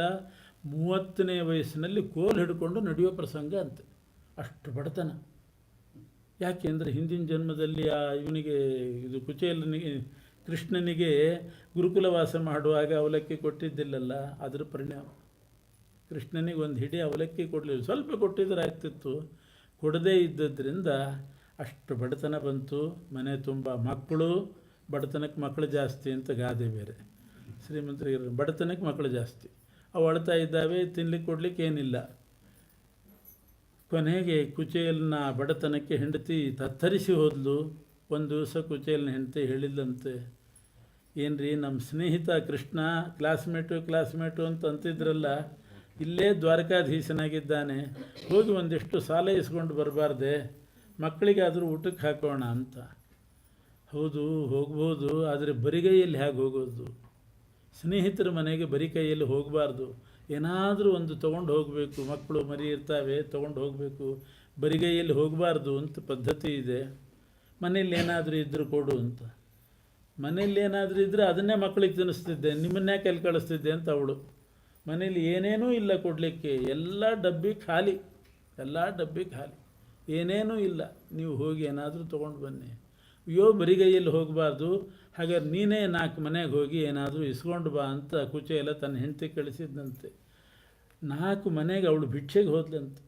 ಯಾಚಿತ್ವಾ ಚತುರೋ ಮುಷ್ಟೀನ್ ವಿಪ್ರಾನ್ ಪೃಥುಕ ತಂಡುಲಾನ್. ಒಂದು ಮನೆಗೆ ಹೋದರೆ ಇಷ್ಟೇ ಕೊಟ್ರಂತೆ. ಯಾಕೆಂದರೆ ಕುಚೇಲನ ಮನೆಗೆ ಏನಾದರೂ ಕೊಟ್ಟರೆ ವಾಪಸ್ ಬರೋದು ಅಂತ ಇಲ್ವೇ ಇಲ್ಲ. ಇಷ್ಟಿಷ್ಟೇ ಕೊಟ್ರಂತೆ. 4 ಮನೆಗೆ ಹೋಗಿ ಒಂದು ಹಿಡಿ ಅವಲಕ್ಕಿ ಆಯಿತು, ಒಂದು ಬಟ್ಟೆ ತುಂಡಿನಲ್ಲಿ ಕಟ್ಟಿ ಕುಚೇಲನಿಗೆ ಕೊಟ್ಟಲು ಹೆಂಡತಿ. ಕೃಷ್ಣನಿಗೆ ಅವಲಕ್ಕಿ ಕೊಟ್ಟು ಸಾಲ ಇಸ್ಕೊಂಡು ಬರ್ರಿ, ಮಕ್ಕಳಿಗೇನಾದರೂ ತಂದು ಹಾಕೋಣಂತೆ ಅಂತ. ಅದನ್ನು ಹಿಡ್ಕೊಂಡು ಕುಚೇಲ ದ್ವಾರಕಾಪಟ್ಟಣಕ್ಕೆ ಬಂದ. ದ್ವಾರಕಾ ಎಂಟ್ರ್ ಆಗುವಾಗಲೇ ಅವನಿಗೆ ಸಂಕೋಚ ಆಯ್ತಂತೆ ಕುಚೇಲನಿಗೆ. ನಮ್ಮಂಥವ್ರು ಬರೋ ಊರಲ್ಲ ಇದು ಅಂದ್ಕೊಂಡ್ಬಿಟ್ಟು. ಎಂಥ ಶ್ರೀಮಂತಿಕೆ ಊರು! ಆ ದ್ವಾರಿಕೆಯವರ ಬಟ್ಟೆ ಏನು, ಅವರ ಆಭರಣ ಏನು, ಅವರ ಡ್ರೆಸ್ ಏನು. ಇವನು ಚೇಲ ಅಂದರೆ ಬಟ್ಟೆ, ಅಂದರೆ ಕೆಟ್ಟದು ಅಂತ ಅರ್ಥ. ಸರಿಯಾದ ಬಟ್ಟೆ ಇಲ್ಲ. ನನ್ನಂಥವನನ್ನು ಇಲ್ಲಿ ಏನು ಮಾಡಿ ಯಾರು ಒಳಗೆ ಸೇರಿಸ್ತಾರೋ ಇಲ್ಲೋ ಊರೊಳಗೆ ಅಂತ ಸಂಕೋಚ. ಕೋಲೂರ್ಕೊಂಡು ಕಷ್ಟಪಟ್ಟುಕೊಂಡು ಬಂದ. ಅಂತೂ ಇಂತೂ ಕೃಷ್ಣನ ಮನೆಗೆ ಬಂದ. ನಾಚಿಕೊಂಡು ಬಂದಂತೆ. ಬಂದು ದ್ವಾರಪಾಲಕನ ಹತ್ರ ಹೇಳಿ ಕಳಿಸ್ತಾನೆ, ನಾನು ಕೃಷ್ಣನ ನೋಡಬೇಕು, ಕೃಷ್ಣನ ಸ್ನೇಹಿತ ಅಂತ ಹೇಳಿ ಕಳಿಸಿದ. ಯಾರು? ಕುಚೇಲ ಅಂತ. ಕೃಷ್ಣ ಭಾರೀ ಆದರದಿಂದ ಬಂದಂತೆ. ಕುಚೇಲ ಬಂದಿದ್ದಾನ ನಮ್ಮ ಮನೆಗೆ ಅಂತ ಅಷ್ಟು ಸಂತೋಷ ಕೃಷ್ಣನಿಗೆ. ಬಂದು ಆ ಕುಚೇಲನನ್ನು ದೃಢವಾಗಿ ಆಲಿಂಗನೆ ಮಾಡಿಕೊಂಡ್ರೆ ಇವನಿಗೆ ಸಂಕೋಚ ಆಗ್ತಿದೆ. ಅವನು ಎಂಥ ರಾಜನಾಗಿದ್ದಾನೆ, ಇವನು ಬಡ ಬ್ರಾಹ್ಮಣ, ಸಂಕೋಚ ಹಿಂದಿನ ಸರಿತಾನೆ. ಆದರೂ ಕುಚೇಲನನ್ನು ಆಲಿಂಗನೆ ಮಾಡಿ ಕರ್ಕೊಂಡು ಹೋಗಿ ತನ್ನ ಆಸನದಲ್ಲೇ ಪಕ್ಕದಲ್ಲೇ ಕೂಡಿಸಿ ಹೆಗಲ ಮೇಲೆ ಕೈ ಹಾಕಿ, ಇಬ್ಬರು ಎಷ್ಟು ಸ್ನೇಹದಿಂದಿದ್ದು, ಭಾಳ ದಿವಸ ಆಯಿತು ನೋಡಿ ಅಂತ ಮಾತು ಶುರು ಮಾಡಿದ. ಇದನ್ನು ನೋಡಿ 16,100 ಜನ, ರುಕ್ಮಿಣಿ, ಸತ್ಯಭಾಮೆ ಎಲ್ಲರೂ ಬಂದರಂತೆ. ಯಾರೋ ಭಿಕ್ಷುಕನ್ನು ನಮ್ಮ ಯಜಮಾನರು ಒಳಗಡೆ ಕರೆದು ಕೂಡಿಸ್ಕೊಂಡಿದ್ದಾರೆ ಪಕ್ಕದಲ್ಲಿ ಅಂತ. ಅದನ್ನು ನೋಡಲಿಕ್ಕೆ ಬಂದರಂತೆ. ಬಂದರು. ಕೃಷ್ಣ ಅವರೆಲ್ಲರೂ ಬರೋ ತನಕ ಸುಮ್ಮನೆ ಇದ್ದ. ಬಂದ ಮೇಲೆ ಮಾತು ಶುರು ಮಾಡಿದ. ಕುಚೇಲ, ನಾನು ನೀನು ಗುರುಕುಲದಲ್ಲಿದ್ವಲ್ಲ, ಎಷ್ಟು ಚೆನ್ನಾಗಿತ್ತು ಆ ದಿವಸಗಳು ಅಂತ ಶುರು ಮಾಡಿದ. ಹಳೆಯ ಸುದ್ದಿ. ಇವನಿಗೆ ಎದೆ ಹೊಡ್ಕೊಳ್ಳಿಕ್ಕೆ ಶುರುವಾಯಿತು. ಅವಲಕ್ಕಿ ವಿಷಯಲ್ಲಿ ಎತ್ತಾನೋ ಅಂತ ಭಯ. ಯಾಕೆಂದರೆ ಅವಲಕ್ಕಿ ನೋಡಿದಾನೇನೋ ಅಂತ ಇವನಿಗೆ ಅನುಮಾನ. ಅವನೇನು ಕೇಳಲಿಲ್ಲ, ನೋಡಿದ್ದೀನಿ ಅಂತ ಹೇಳಲಿಲ್ಲ. ಆದರೂ ಕಳ್ಳನ ಮನಸ್ಸು ಹುಳ್ಳುಳ್ಳಿಗೆ ಅಂತ ಗಾದೆ. ಅದಕ್ಕೆ ಎಲ್ಲಿ ಅವಲಕ್ಕಿ ಸುದ್ದಿ ಎತ್ತಿ ಮರ್ಯಾದೆ ತೆಗಿತಾನೋ ಅಂತ. ಆಯ್ತಲ್ಲ, ಹಳೆ ಕಥೆ ಮುಗಿದೋಯ್ತದು, ಗುರುಕುಲದ ವಾಸದ್ದು ಮುಗೀತು. ಈಗ ಹೇಳು, ನಿಂಗೆ ಎಷ್ಟು ಮಕ್ಕಳು? ಈಗಿನಕ್ಕಿಂತ ಹಳೆ ನೆನಪು ಮಾಡ್ಕೊಳ್ಳೋದೇ ಚೆನ್ನಾಗಿರ್ತದೆ ಅಂತ ಅವನು. ಅದೇ ವಿಚಾರ ಚೆನ್ನಾಗಿರ್ತದೆ. ಎಷ್ಟು ಚೆನ್ನಾಗಿತ್ತು ಗುರುಕುಲವಾಸ. ತೇಹಿನೋ ದಿವಸಾಗತ, ಆ ದಿವಸಗಳೆಲ್ಲ ಮುಗಿದೋದ್ವು. ಅದೇ ನೆನಪು ಬರ್ತಾ ಇದೆ ನನಗೆ. ಅದರಲ್ಲೂ ಕುಚೇಲ ಒಂದು ದಿವಸ ನಮ್ಮ ಆಚಾರ್ಯ ಹೆಂಡತಿ ನಿನ್ನ ಕಟ್ಟಿಗೆ ತೊಗೊಂಡು ಬಂದು ಕಳಿಸಿದ್ರಲ್ಲ, ಅದೇ ಚಾಪ್ಟ್ರೇ ಬರಬೇಕಾ? ಇನ್ನೇನು ನೆನಪು ಬರಲೇ ಇಲ್ಲ. ಇಬ್ಬರನ್ನೂ ಕಟ್ಟಿಗೆ ತೊಗೊಂಡು ಬಂದು ಕಳಿಸಿದ್ರು. ನಾನು ಇಬ್ಬರು ಸೇರಿ ಕಾಡಿಗೆ ಹೋಗಿದ್ವಿ. ಆಯ್ತಲ್ಲ, ಕಟ್ಟಿಗೆ ತಂದಾಯಿತು, ಹುರಿದಾಯಿತು, ಅಡುಗೆ ಊಟ ಎಲ್ಲ ಆಯಿತು, ಬೂದೆ ಆಯ್ತದು ಅಂತ ಇವನು. ಅಲ್ಲಲ್ಲ, ಕಟ್ಟಿಗೆ ತರಲಿಕ್ಕೆ ಹೋದಾಗ ನೀನೊಂದು ಕಡೆ ಉಳ್ಕೊಂಡು ನಾನು ಮುಂದೆ ಹೋಗಿ ಅರಸ್ತಾ ಇದ್ದೆ ನೋಡು ಅಂತ ಅದಕ್ಕೆ ಬಂದ. ಮತ್ತೆ ನಾನು ಮುಂದೆ ಹೋಗಿ ಕಟ್ಟಿಗೆ ಅರಸ್ತಾ ಇದ್ದೆ, ನೀನಲ್ಲೆಲ್ಲೋ ಮರದ ಹಿಂದೆ ಉಳ್ಕೊಂಡಿದ್ದಿ. ಇದ್ದಕ್ಕಿದ್ದ ಹಾಗೆ ಗುಡುಗು ಮಿಂಚು ಮಳೆ ಬರೋ ಹಾಗಾಯಿತು. ನಮ್ಮ ಆಚಾರ್ಯರು ಧಾವಿಸಿ ಬಂದು, ಇಬ್ಬರೇ ಹುಡುಗರನ್ನ ಕಳಿಸಿದ್ದೀವಿ, ಮಳೆ ಬೇರೆ ಬರ್ತಾ ಇದೆ ಅಂತ ಛತ್ರಿ ತೊಗೊಂಡು ಬಂದು ನಮ್ಮನ್ನು ಕರ್ಕೊಂಡು ಹೋದ್ರು ನೋಡು. ಎಷ್ಟು ಕರುಣೆ ಅವರಿಗೆ, ನಮ್ಮ ಆಚಾರ್ಯರಿಗೆ ಅಂತ. ಅಂತೂ ಈ ಅವಲಕ್ಕಿ ಸುದ್ದಿ ಇಲ್ಲದೆ ಚಾಪ್ಟರ್ ಕ್ಲೋಸ್ ಮಾಡಿಬಿಟ್ಟು ಕುಚೇಲನಿಗೆ ಭಾರಿ ಸಂತೋಷ ಆಯಿತು. ಇವನಿಗೆ ಗೊತ್ತಾಗಿರಬೇಕು, ಅಲ್ಲಿವರೆಗೆ ಬಂದ, ಅವಲಕ್ಕಿ ಸುದ್ದಿ ಮಾತ್ರ ಎತ್ತಲಿಲ್ಲ. ಇಂಥ ಚಾಣಾಕ್ಷ ಕೃಷ್ಣ. ಪ್ರತಿಯೊಬ್ಬರೂ ಅವರೇನೇನು ತಪ್ಪು ಮಾಡಿರ್ತಾರೆ, ಆ ತಪ್ಪಿಗೆ ಈ ಶಿಕ್ಷೆ ಆಗ್ತದೆ ಅಂತ ಅವರಿಗೆ ಅನುಭವಕ್ಕೆ ಬರೋ ಹಾಗೆ ಮಾಡ್ತಾನೆ. ಅದ್ರ ಮರ್ಯಾದೆ ತೆಗೆಯಲ್ಲ. ಶ್ರೀಪತಿರು ಮಾನದೋನಃ ಅಂತಾರೆ. ಮರ್ಯಾದೆ ತೆಗೆಯಲ್ಲ. ಅವ್ರಿಗೆ ಗೊತ್ತಾಗಿರಬೇಕು, ಕುಚೇಲನಿಗೆ ಗೊತ್ತಾಗಬೇಕು. ಅದೇ ಚಾಪ್ಟರ್ ತೆಗೆದು ಅವಲಕ್ಕಿ ಸುದ್ದಿ ಮಾತ್ರ ಎತ್ತದೆ. ಇನ್ನೆಲ್ಲ ಅಷ್ಟು ವಿಷಯ ಹೇಳಿ ಕೊನೆಗೆ ನಮ್ಮ ಆಚಾರ ಕರ್ಕೊಂಡು ಹೋದರು ನಮ್ಮನ್ನು. ಎಷ್ಟು ಕರುಣೆ ನೋಡು ಅಂತ. ಅವ್ರ ಕರುಣೆ ಇರಲಿ, ನಿನ್ನ ಕರುಣೆ ಅಂಥದ್ದು ಹೇಳು ಅಂತ ಇವನು. ನನಗೆ ಮರ್ಯಾದೆ ಉಳಿಸಿ ನೀನು ನನಗೆ ನೆನಪು ಮಾಡಿಕೊಟ್ಟಿಯಲ್ಲ ಅಂತ ಸಂತೋಷಪಟ್ಟ. ಆಮೇಲೆ ಕೃಷ್ಣ ಕೇಳಿದಂತೆ, ಇಲ್ಲಿ ತನಕ ಬಂದಿದ್ದಿ, ನನಗೋಸ್ಕರ ಏನು ತಂದಿದ್ದಿ ಅಂತ ಕೇಳ್ತಾನೆ. ಏನು ತಂದಿದ್ದಿ? ಇಲ್ಲ, ನಿನಗೋಸ್ಕರ ಅಂತ ಬಂದರೆ ಏನಾದರೂ ತರ್ತಿದ್ದೆ, ಇಲ್ಲೇ ಎಲ್ಲೋ ಬಂದಿದ್ದೆ ಬ್ರಾಹ್ಮಣಾರ್ಥ, ಹಾಗೆ ಬಂದೆ, ನೆನಪಾಯಿತು ಬಂದೆ, ನಾನು ನಿನ್ನ ಮನೆಗೆ ಅಂತ ಬಂದದ್ದಲ್ಲ ಅಂತಾನೆ. ಯಾಕೆಂದು ತಂದದ್ದು ಹೌದು, ಇವನ ಮನೆಗೆ ಬಂದದ್ದು ತಂದದ್ದು ಹೌದು, ಆದರೆ ಅವಲಕ್ಕಿ ಅಂಥದ್ದು ಕೊಡೋದು ಅಂತ ಇವನಿಗೆ ಸಂಕೋಚ. ಏನಾದರೂ ಡ್ರೈ ಫ್ರೂಟ್ ಇದ್ದರೆ ಕೊಡ್ಬೋದು, ಒಂದು ಬಾಕ್ಸ್ ಮಾಡಿ ದೊಡ್ಡ ಡ್ರೈ ಫ್ರೂಟ್ ಬಾಕ್ಸ್ ಇರ್ತದೆ ನೋಡಿದಲ್ಲಿ, ದ್ರಾಕ್ಷಿ ಗೋಡಂಬಿ ಎಲ್ಲ ಹಾಕಿಟ್ಟಿರ್ತಾರೆ, ಬಾದಾಮಿ, ಇದನ್ನೇನು ಕೊಡೋದು ಅವಲಕ್ಕಿ ಅಂತ ಸಂಕೋಚಕ್ಕೆ. ಅದು ಅಷ್ಟು ಜನ ಹೆಣ್ಮಕ್ಳಿದ್ರಲ್ಲ, ಅವರೆಲ್ಲ ನಕ್ಕಿಬಿಟ್ರೆ ಅದು ಹೆಣ್ಮಕ್ಳ ಎದುರುಗಡೆ ಅವಮಾನ ಆದರೆ ಗಂಡಸರಿಗೆ ಬಹಳ ಬೇಜಾರಾಗುತ್ತೆ. ಅದಕ್ಕೋಸ್ಕರ ಅವರೆಲ್ಲಾದರೂ ನಗ್ತಾರೋ ಅಂತ ಅದನ್ನು ಸುದ್ದಿನೇ ಎತ್ತಲಿಲ್ಲ, ತಂದಿಲ್ಲ, ಸುಳ್ಳು ಹೇಳ್ತಿದ್ದಾನೆ. ನಾನು ಬರಿ ಕೈಯಲ್ಲಿ ಬಂದಿದ್ದೀನಿ, ಎಲ್ಲೋ ಬಂದಿದ್ದೆ ಹಾಗೆ ಬಂದೆ ಅಂತ. ಇಲ್ಲ ಇಲ್ಲ, ನೀನು ತರದೆ ಹೋದರೂ ನಮ್ಮ ಅತ್ತಿಗೆ ನಿನ್ನ ಹೆಂಡತಿ ಏನಾದರೂ ಕೊಟ್ಟು ಕಳಿಸಿರ್ತಾಳೆ, ಕೊಡು ಪರವಾಗಿಲ್ಲ, ಸಂಕೋಚ ಪಡಬೇಡ, ನನಗೆ ಇಂಥದ್ದೇ ಆಗಬೇಕು ಅಂತೇನಿಲ್ಲ. ಪತ್ರಂ ಪುಷ್ಪಂ ಫಲಂ ತೋಯಂ ಯೋಮೇ ಭಕ್ತ್ಯಾ ಪ್ರಿಯಚ್ಛತಿ, ಏನು ಕೊಟ್ಟರು ತಗೋತೇನೆ, ಕೊಡು ಅಂತ. ಇಲ್ಲ ಕಣೋ, ಕೊಟ್ಟಿಲ್ಲ ಅವಳು, ನಾನು ಇಲ್ಲಿಗೆ ಅಂತ ಬಂದದ್ದಲ್ಲ ಅಂತ ಇವನು. ಮತ್ತು ಇದೇನೋ ಗಂಟು ಇದೆಯಲ್ಲ ಅಂತ ನೋಡೇ ಬಿಟ್ಟ ಅಷ್ಟೊತ್ತಿಗೆ, ಇದೇನೋ ಗಂಟು ಇದೆಯಲ್ಲ ಅಂತ ಅವಲಕ್ಕಿ ಗಂಟು ಕಸ್ಕೊಂಡ. ಇವನಿಗೆ ಮತ್ತೆ ಎದೆ ಹೊಡ್ಕೊಳ್ಳಿಕ್ಕೆ ಶುರುವಾಯಿತು. ಆವಾಗ ಮರ್ತು ಬಿಟ್ಟಿದ್ದಾನೆ ಅಂತ ತಿಳ್ಕೊಂಡು, ಈ ಅವಲಕ್ಕಿ ನೋಡಿ ಆ ಅವಲಕ್ಕಿ ನೆನಪು ಬಂದರೆ ಅಂತ ಯೋಚನೆ ಇತ್ತು. ಈ ಅವಲಕ್ಕಿ ನೋಡಿ ಆ ಅವಲಕ್ಕಿ ನೆನಪು ಬಂದು ನನಗೆ ಕೊಟ್ಟಿದ್ದಿಲ್ಲಲ್ಲ ಅವತ್ತು ಅಂತ ಅಂದುಬಿಟ್ರೆ. ಅಷ್ಟು ಅನ್ನಲಿಲ್ಲ ಕೃಷ್ಣ. ಭಾಳ ಒಳ್ಳೇದಾಯಿತು, ಅವಲಕ್ಕಿ ತಂದಿದ್ದೆ, ನನಗೆ ಅವಲಕ್ಕಿ ಅಂದರೆ ಬಹಳ ಇಷ್ಟ ಅಂತ ಶುರು ಮಾಡಿದ. ಅವಲಕ್ಕಿ ಅಂದರೆ ಬಹಳ ಇಷ್ಟ ಅಂತ ಗಂಟು ಬಿಚ್ಚಿದ, ಒಂದು ಮುಷ್ಟಿ ತಿಂದ. ಸತ್ಯಭಾಮೆ ಬಂದಳು, ನನಗೂ ಬಹಳ ಇಷ್ಟ ಅವಲಕ್ಕಿ, ತವ್ರ ಮನೇಲಿ ಅದೇ ತಿಂತಾ ಇದ್ದೆ, ನಿಮ್ಮ ಮನೆಗೆ ಬಂದಮೇಲೆ ನಿಂತು ಹೋಗಿದೆ ಅಂತ ಅವಳು ಇನ್ನೊಂದು ಹಿಡಿ ಅವಳು ತಿಂದುಬಿಟ್ಲು. ಬರೀ ಅವಲಕ್ಕಿ ಗಂಟು ಪೂರ್ತಿ ಖರ್ಚಾಯಿತು. ಇವನು ಬಂದಾಗಿಂದ ಕುಚೆಲ್ಲ ಹೋಗಿ ಬರ್ತೀನಿ ಅಂತಲೇ ಶುರು ಮಾಡಿದ್ನಂತೆ. ಸಂಕೋಚ ಇಲ್ಲಿ ಇರಲಿಕ್ಕೆ, ದೊಡ್ಡ ಶ್ರೀಮಂತಿಗೆ ಸಂಕೋಚಕ್ಕೆ ಹೋಗಿ ಬರ್ತೀನಿ ಅಂತ ತಡಿ ಅಂತ ಇಷ್ಟೆಲ್ಲ ಮಾಡಿ ಅವಲಕ್ಕಿ ತಿಂದು ಹೋಗಿ ಬರ್ತೀನಿ ಅಂದಾಗ ಹೋಗಿ ಬಂದ್ಬಿಟ್ಟು. ತಾಂಬೂಲ ಇಲ್ಲ, ದಕ್ಷಿಣೆ ಇಲ್ಲ, ಒಂದು ಹಣ್ಣಿಲ್ಲ, ಏನಿಲ್ಲ. ಹಣ್ಣಿದ್ರೆ ಅದನ್ನಾದರೂ ತೊಗೊಂಡೋಗಿ ಕೊಡ್ಬೋದಾಗಿತ್ತು, ಏನಿಲ್ಲ, ಬರಿಗೈಯಲ್ಲಿ ಹೋಗಿ ಬಂದ್ಬಿಟ್ಟ. ಕುಚೇಲ ಹೊರಟ, ಕೃಷ್ಣನ ಮನೆಯಿಂದ ಹೊರಟವನು ಒಂದು ಸಲ ಮನಸ್ಸಿನಲ್ಲಿ ಬೇಜಾರು ಮಾಡಿಕೊಂಡಂತೆ. ಪುಣ್ಯಾತ್ಮ ಏನೂ ಕೊಡಲಿಲ್ಲ, ನಾನು ತಂದಿರೋ ಅವಲಕ್ಕಿ ಇದನ್ನೇ ಮಕ್ಕಳಿಗೆ ತಿನ್ನಿಸಿದ್ರಾಯ್ತು ಅಂತ ಇಟ್ಕೊಂಡ್ರೆ ಅದನ್ನು ಬೇರೆ ಕಸ್ಕೊಂಡ್ಬಿಟ್ಟ, ಏನೂ ಕೊಡಲಿಲ್ಲ. ಯಾಕೆ ಹೀಗೆ ಮಾಡಿದ? ಅವನೇನಾದರೂ ನನಗೆ ಸಂಪತ್ತು ಕೊಟ್ಟರೆ ನಾನು ಅಹಂಕಾರ ಪಡ್ತೇನೆ ಅಂತ ಬಿಟ್ಟನೋ ಏನೋ. ಕೆಲವು ಸಲ ಸಂಪತ್ತು ಬಂದರೆ ಅಹಂಕಾರ ಬರ್ತದೆ ಅಂತ ಬಿಟ್ಟನೋ ಏನೋ. ನಾನೇನು ಅಹಂಕಾರ ಪಡ್ತಿದ್ದಿಲ್ಲ, ಆದರೂ ಕೊಡಲಿಲ್ಲ. ಇರಲಿ, ಪರವಾಗಿಲ್ಲ. ಕೊಡದೇ ಇದ್ದರೂ ಕೂಡ ಅವನ ದರ್ಶನ ಆಯ್ತಲ್ಲ ನನಗೆ, ಈ ಬಡತನದಿಂದ ಅವನ ದರ್ಶನ ಆಯಿತು, ಅದೇ ದೊಡ್ಡ ಲಾಭ. ಅವನೇನು ಕೊಡದೇ ಇದ್ದರೂ ಕೂಡ ಅವನ ದರ್ಶನ ಆದದ್ದು ಅಯಂ ಹಿ ಪರಮೋ ಲಾಭ ಉತ್ತಮ ಶ್ಲೋಕ ದರ್ಶನಂ ಅಂತ ಹೇಳಿ ಸಂತೋಷಪಟ್ಟು ಮನೆಗೆ ಬಂದು ನೋಡ್ತಾನೆ. ಅವನ ಮನೆಯೇ ಅಲ್ಲ ಅದು, ಅಷ್ಟು ಬದಲಾವಣೆ ಆಗೋಗಿತ್ತು, ಅಷ್ಟು ಬದಲಾವಣೆ. ಭವ್ಯವಾದ ಬಂಗಲೆ ಆಗಿದೆ. ಒಳಗಡೆ ಬರ್ತಾನೆ, ಮನೆ ತುಂಬ ಹಣ್ಣು, ತರಕಾರಿ, ವಸ್ತ್ರಗಳು, ಒಡವೆಗಳು, ಹೆಂಡತಿ ಮೈ ಮೇಲೆ ಸೀರೆ ಎಲ್ಲ ಬದಲಾಗಿ ಹೋಗಿದೆ. ಅಂಥ ವಿಚಿತ್ರ ಸಂಪತ್ತು ಹೇಳದೆ ಕೊಟ್ಟಿದ್ದಾನೆ. ಭಾಳ ಅನುಮಾನಾಸ್ಪದವಾಗಿ ಕೊಟ್ಬಿಟ್ಟ. ಏನಿದೆಲ್ಲ ಅಂತ ಕೇಳಿದರೆ, ನೀವು ಆಚೆ ಹೋದ್ರಿ, ಕೃಷ್ಣ ಕಳಿಸಿಬಿಟ್ಟ ಅಂತ ಹೇಳಿದ್ದು. ಭಾಳ ಸಂತೋಷ ಆಯಿತು ಕುಚೇಲನಿಗೆ. ಇದು ಕೃಷ್ಣ ಮಾಡೋ ಅನುಗ್ರಹ ಅಂದರೆ ಹೀಗೆ. ಇದು ಕುಚೇಲನ ಕಥೆ. ಆದರೆ ಮಹಾಭಾರತದಲ್ಲಿ ದ್ರೋಣಾಚಾರ್ಯ ಕಥೆ ಬರ್ತದೆ. ಇದಕ್ಕೆ ಕಂಪೇರ್ ಮಾಡಿ ಹೇಗಿದೆ ಅಂತ. ಮಹಾಭಾರತ, ಭಾಗವತದ ಬಡವ ಅಂದರೆ ಕುಚೇಲ, ಮಹಾಭಾರತದ ಬಡವ ಅಂದರೆ ದ್ರೋಣಾಚಾರ್ಯ. ಅವರು ಅಷ್ಟು ಭಾರಿ ಬಡವರು, ಕುಚೇಲನಿಗಿಂತ ಬಡವರು. ಮಗನಿಗೆ ದ್ರೋಣಾಚಾರ್ಯ ಮಗ ಅಶ್ವತ್ಥಾಮ, ಅವನು ಹಾಲು ಬೇಕು ಅಂತ ಗಲಾಟೆ ಮಾಡಿದರೆ ಒಂದು ಲೋಟ ಹಾಲು ಕುಡಿಸ್ಲಿಕ್ಕಿದ್ದಿಲ್ಲ ದ್ರೋಣಾಚಾರ್ಯ. ಒಂದು ಲೋಟ ಹಾಲು ಕೊಡಲಿಲ್ಲ. ಕೊನೆಗೆ ಅಷ್ಟು 10 ಗಲಾಟೆ ಮಾಡಿದರೆ ಅಕ್ಕಿ ಹಿಟ್ಟು ನೀರು ಕಲಿಸಿ ಅದನ್ನು ಕೊಡ್ತಿದ್ದರಂತೆ. ಬಿಳಿ ಮಾಡಿ ಅಕ್ಕಿ ಹಿಟ್ಟಿಗೆ ನೀರು ಹಾಕಿ ಕಲಿಸಿ ಕೊಡೋದು, ಹಾಲು ಕುಡಿ ಅಂತ. ಒಂದು ದಿವಸ ಅಶ್ವತ್ಥಾಮ ದುರ್ಯೋಧನನ ಮನೆಯಲ್ಲಿ ಹಾಲು ಕುಡ್ದ. ರುಚಿ ಗೊತ್ತಾಯಿತು.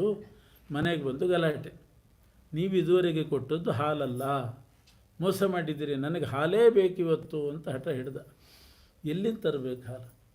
ದ್ರೋಣಾಚಾರ್ಯರ ನಿಯಮ ಹೇಗಿತ್ತು ಅಂದರೆ, ಯಾರಾದರೂ ದಾನ ಕೊಡಲಿಕ್ಕೆ ಬಂದರೆ ತಗೋತಿದ್ದಿಲ್ಲಂತೆ ಅವರು, ದಾನವನ್ನೇ ತಗೋತಿದ್ದಿಲ್ಲ. ಅಪ್ರತಿಗ್ರಹ ಅಂತ ಒಂದು ನಿಯಮ, ಅಯಾಚಿತ ವ್ರತ, ಅಪ್ರತಿಗ್ರಹ ವ್ರತ ಅಂತಿದೆ. ಬೇಡೋದಿಲ್ಲ, ಅವರಾಗಿ ಕೊಟ್ಟರು ತಗೊಳ್ಳೋದಿಲ್ಲ. ಮತ್ತು ಬದುಕೋದು ಹೇಗೆ? ಈ ರಾಶಿ ಮಾಡಿಕೊಂಡು ಹೋದ ಮೇಲೆ ಹೊಲ ಗದ್ದೆ ಹತ್ತಿರ ಹೋಗಿ ಅಲ್ಲೇನು ಕಾಳು ಉದುರಿ ಬಿದ್ದಿರ್ತದೆ ಅದನ್ನು ತೊಗೊಂಡು ಬದುಕೋದಂತ. ಎಷ್ಟಾಯಿತು ಅಷ್ಟರಲ್ಲಿ. ಇಂಥ ವೃತ್ತಿಯಲ್ಲಿದ್ದವರು ದ್ರೋಣಾಚಾರ್ಯರು. ಮಗನಿಗೆ ಹಾಲು ಹಾಕಿ ಕುಡಿಸ್ಲಿಕ್ಕೆ ಸಾಧ್ಯ? ಒಂದು ತುತ್ತು ಊಟ ಕಂಡ್ರೆ ಸಾಕಾಗಿತ್ತು. ಯಾರು ಕೊಟ್ಟರೂ ತಗೋತಿದ್ದಿಲ್ಲ ಅವರು. ಪ್ರತಿನಿತ್ಯ ಹೊಲ ಗದ್ದೆಗಳಿಗೆ ಹೋಗಬೇಕು, ಕಾಳು ಆರಿಸಿ, ಕೋಳಿಗಳ ಹಾಗೆ ಕಾಳು ಆರಿಸಿ ಅದರಿಂದ ತಿನ್ನಬೇಕು. ಆದರೂ ಒಂದಿಷ್ಟು ಅಕ್ಕಿ ಹಿಟ್ಟು ನೀರು ಕುಡಿಸ್ತಿದ್ರು. ಅವನು ಹಾಲು ಅಂತ ಗಲಾಟೆ ಮಾಡಿದಾಗ ದ್ರೋಣಾಚಾರ್ಯರು ದ್ರುಪದ ರಾಜನ ಮನೆಗೆ ಹೋದರು. ದ್ರುಪದ ರಾಜ ಪಾಂಚಾಲ ದೇಶದ ರಾಜ. ಆ ದ್ರುಪದ ರಾಜ ದ್ರೋಣಾಚಾರ್ಯ ಮನೆಯಲ್ಲೇ ಇದ್ದು ಓದ್ದವನು. ಸಣ್ಣ ವಯಸ್ಸಿನಲ್ಲಿ ದ್ರೋಣಾಚಾರ್ಯ ಮನೆಯಲ್ಲಿದ್ದ. ದ್ರೋಣಾಚಾರ್ಯಪ್ಪ ಭರದ್ವಾಜ. ಅವರು ಅಷ್ಟೇ ಬಡವರು, ಅವರು ಬಡವರೇ, ದ್ರೋಣನೂ ಬಡವನೇ.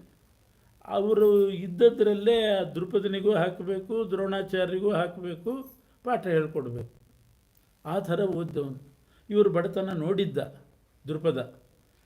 ಅಧ್ಯಯನ ಎಲ್ಲ ಮುಗಿದು ಹೋಗುವಾಗ ದ್ರೋಣನಿಗೆ ಹೇಳಿ ಹೋಗಿದ್ದಂತೆ, ಎಷ್ಟು ಬಡತನ ನಿಮಗೆ, ನಾನು ಬೇರೆ ಕರೆಸಿದ್ದೀನಿ ಬಂದು, ನಿಮ್ಮ ಬಡತನದಲ್ಲಿ ನಾನೊಬ್ಬ ಜಾಸ್ತಿ ಆದೆ, ಈಗ ನಾನು ಹೋಗ್ತೇನೆ, ಅಭ್ಯಾಸ ಮುಗಿತು, ನಮ್ಮ ತಂದೆ ಸತ್ತು ನನಗೆ ರಾಜ್ಯ ಬಂದಾಗ, ಇಡೀ ಪಂಚಾಲ ದೇಶ ನನಗೆ ಸಿಕ್ಕಾಗ ಅರ್ಧ ರಾಜ್ಯ ನಿನಗೆ ಕೊಡ್ತೇನೆ ಅಂತ ಹೇಳಿ ಹೋಗಿದ್ದಂತೆ ದ್ರೋಣನಿಗೆ. ಅರ್ಧ ರಾಜ್ಯ ನಿಂಗೆ ಕೊಡ್ತೇನೆ, ಯಾಕೆ ನಿಮ್ಮ ಮನೇಲಿದ್ದು ಓದಿದ್ದೀನಿ, ನಿಮ್ಮ ಅಪ್ಪನ ಶಿಷ್ಯ ನಾನು, ನಿಮ್ಮನೆ ಅನ್ನ ತಿಂದಿದ್ದೀನಿ, ಓದಿದ್ದೀನಿ, ಅರ್ಧ ರಾಜ್ಯ ಕೊಡ್ತೇನೆ ಅಂತ ಹೇಳಿ ಹೋಗಿದ್ದ. ಆಮೇಲೆ ಅವರಪ್ಪ ಸತ್ತು ಅವನು ಪಂಚಾಲ ದೇಶದ ರಾಜನೂ ಆದ. ಆದರೆ ಕೊಡಲಿಲ್ಲ. ಅದೆಲ್ಲ ಮರ್ತು ಹೋಗಿಬಿಡ್ತಾವನಿಗೆ. ಬಾಲ್ಯದಲ್ಲಿ ಹೇಳಿದ್ದ, ರಾಜನಾದಾಗ ಅವೆಲ್ಲ ಮರ್ತು ಹೋಗ್ತದೆ. ಕೆಲವರು ಹೇಳಿರ್ತಾರೆ, ಅಷ್ಟು ಸ್ನೇಹ ಇರ್ತದೆ, ಮಿನಿಸ್ಟರ್ ಆದಮೇಲೆ ಯಾರು ನೀನು ಅಂತ ಕೇಳ್ತಾರೆ ಅಷ್ಟೆ. ಹಾಗಾಗಿತ್ತು ದ್ರುಪದ ರಾಜಂದು. ಅವನಾಗಿ ಕೊಡಲಿಲ್ಲ. ಇವರು ಸ್ವಾಭಿಮಾನ ಕೇಳಲಿಕ್ಕೆ ಹೋಗಲಿಲ್ಲ. ಇವರು ಯಾವಾಗ ಅಶ್ವತ್ಥಾಮ ಹಠ ಮಾಡಿದ ಆವಾಗ ಹೋದರು. ಮಗನಿಗೋಸ್ಕರ ಪುತ್ರ ವ್ಯಾಮೋಹ. ಏನು ಗಾಡಿ ಕೇಳಲಿಲ್ಲ, ಮತ್ತೊಂದು ಕೇಳಲಿಲ್ಲ, ಒಂದು ಲೋಟ ಹಾಲು ಕೇಳ್ತಿದ್ದಾನೆ ಮಗನಿಗೆ. ಅದು ಕೊಡದೇ ಇದ್ದರೆ ಹೇಗೆ? ಒಂದು ಹಸು ಇಸ್ಕೊಂಡು ಬರೋಣ ದ್ರುಪದನ ಹತ್ರ, ದಿನ ಹಾಲು ಕೊಡ್ತದೆ, ಹಾಲು ಕುಡಿಸಿದ್ರಾಯಿತು ಅಂತ ಒಂದು ದನ ಕೇಳಬೇಕು ಅಂತ ದ್ರೋಣಾಚಾರ್ಯರು ದ್ರುಪದ ರಾಜನ ಮನೆಗೆ ಬಂದರು. ದ್ವಾರಪಾಲಕ ಇದ್ದ ಬಾಗಿಲ ಹತ್ರ. ಯಾರು ನೀವು ಅಂತ ಕೇಳಿದೆ. ಭಿಕ್ಷುಕ ಅಂತ ತಿಳ್ಕೊಂಡು ಕೇಳಿದೆ, ಯಾರು ನೀನು, ಏನಾಗಬೇಕು? ಭಿಕ್ಷೆ ಹಾಕ್ಲಿಕ್ಕೆ ಬಂದ. ರಾಜನ ನೋಡಬೇಕು ನಾನು ಅಂದರು. ಯಾರು? ನಿಮ್ಮ ರಾಜನ ಸ್ನೇಹಿತ ನಾನು, ದ್ರೋಣ ಅಂತ ನನ್ನ ಹೆಸರು, ನಿಮ್ಮ ರಾಜನ ಸ್ನೇಹಿತ ಅಂತ ಹೇಳಿ ಕಳಿಸಿದರು. ಆ ದ್ವಾರಪಾಲಕ ಹೋಗಿ ಆ ದ್ರುಪದ ರಾಜನ ಹತ್ರ ಹೇಳ್ತಾನೆ, ಇವರಿಗೆ ಕೇಳಿಸೋ ಹಾಗೆ, ಪ್ರಭು ಯಾರೋ ಒಬ್ಬ ಭಿಕ್ಷುಕ ಬಂದಿದ್ದಾನೆ, ನಿಮ್ಮ ಸ್ನೇಹಿತನಂತೆ, ನಿಮ್ಮನ್ನೇ ನೋಡಬೇಕಂತೆ ಅಂತ ಅಂದುಬಿಟ್ಟು. ಇವರು ಕಿವಿಗೆ ಬಿತ್ತು. ಹೇಗಾಗಬೇಡ.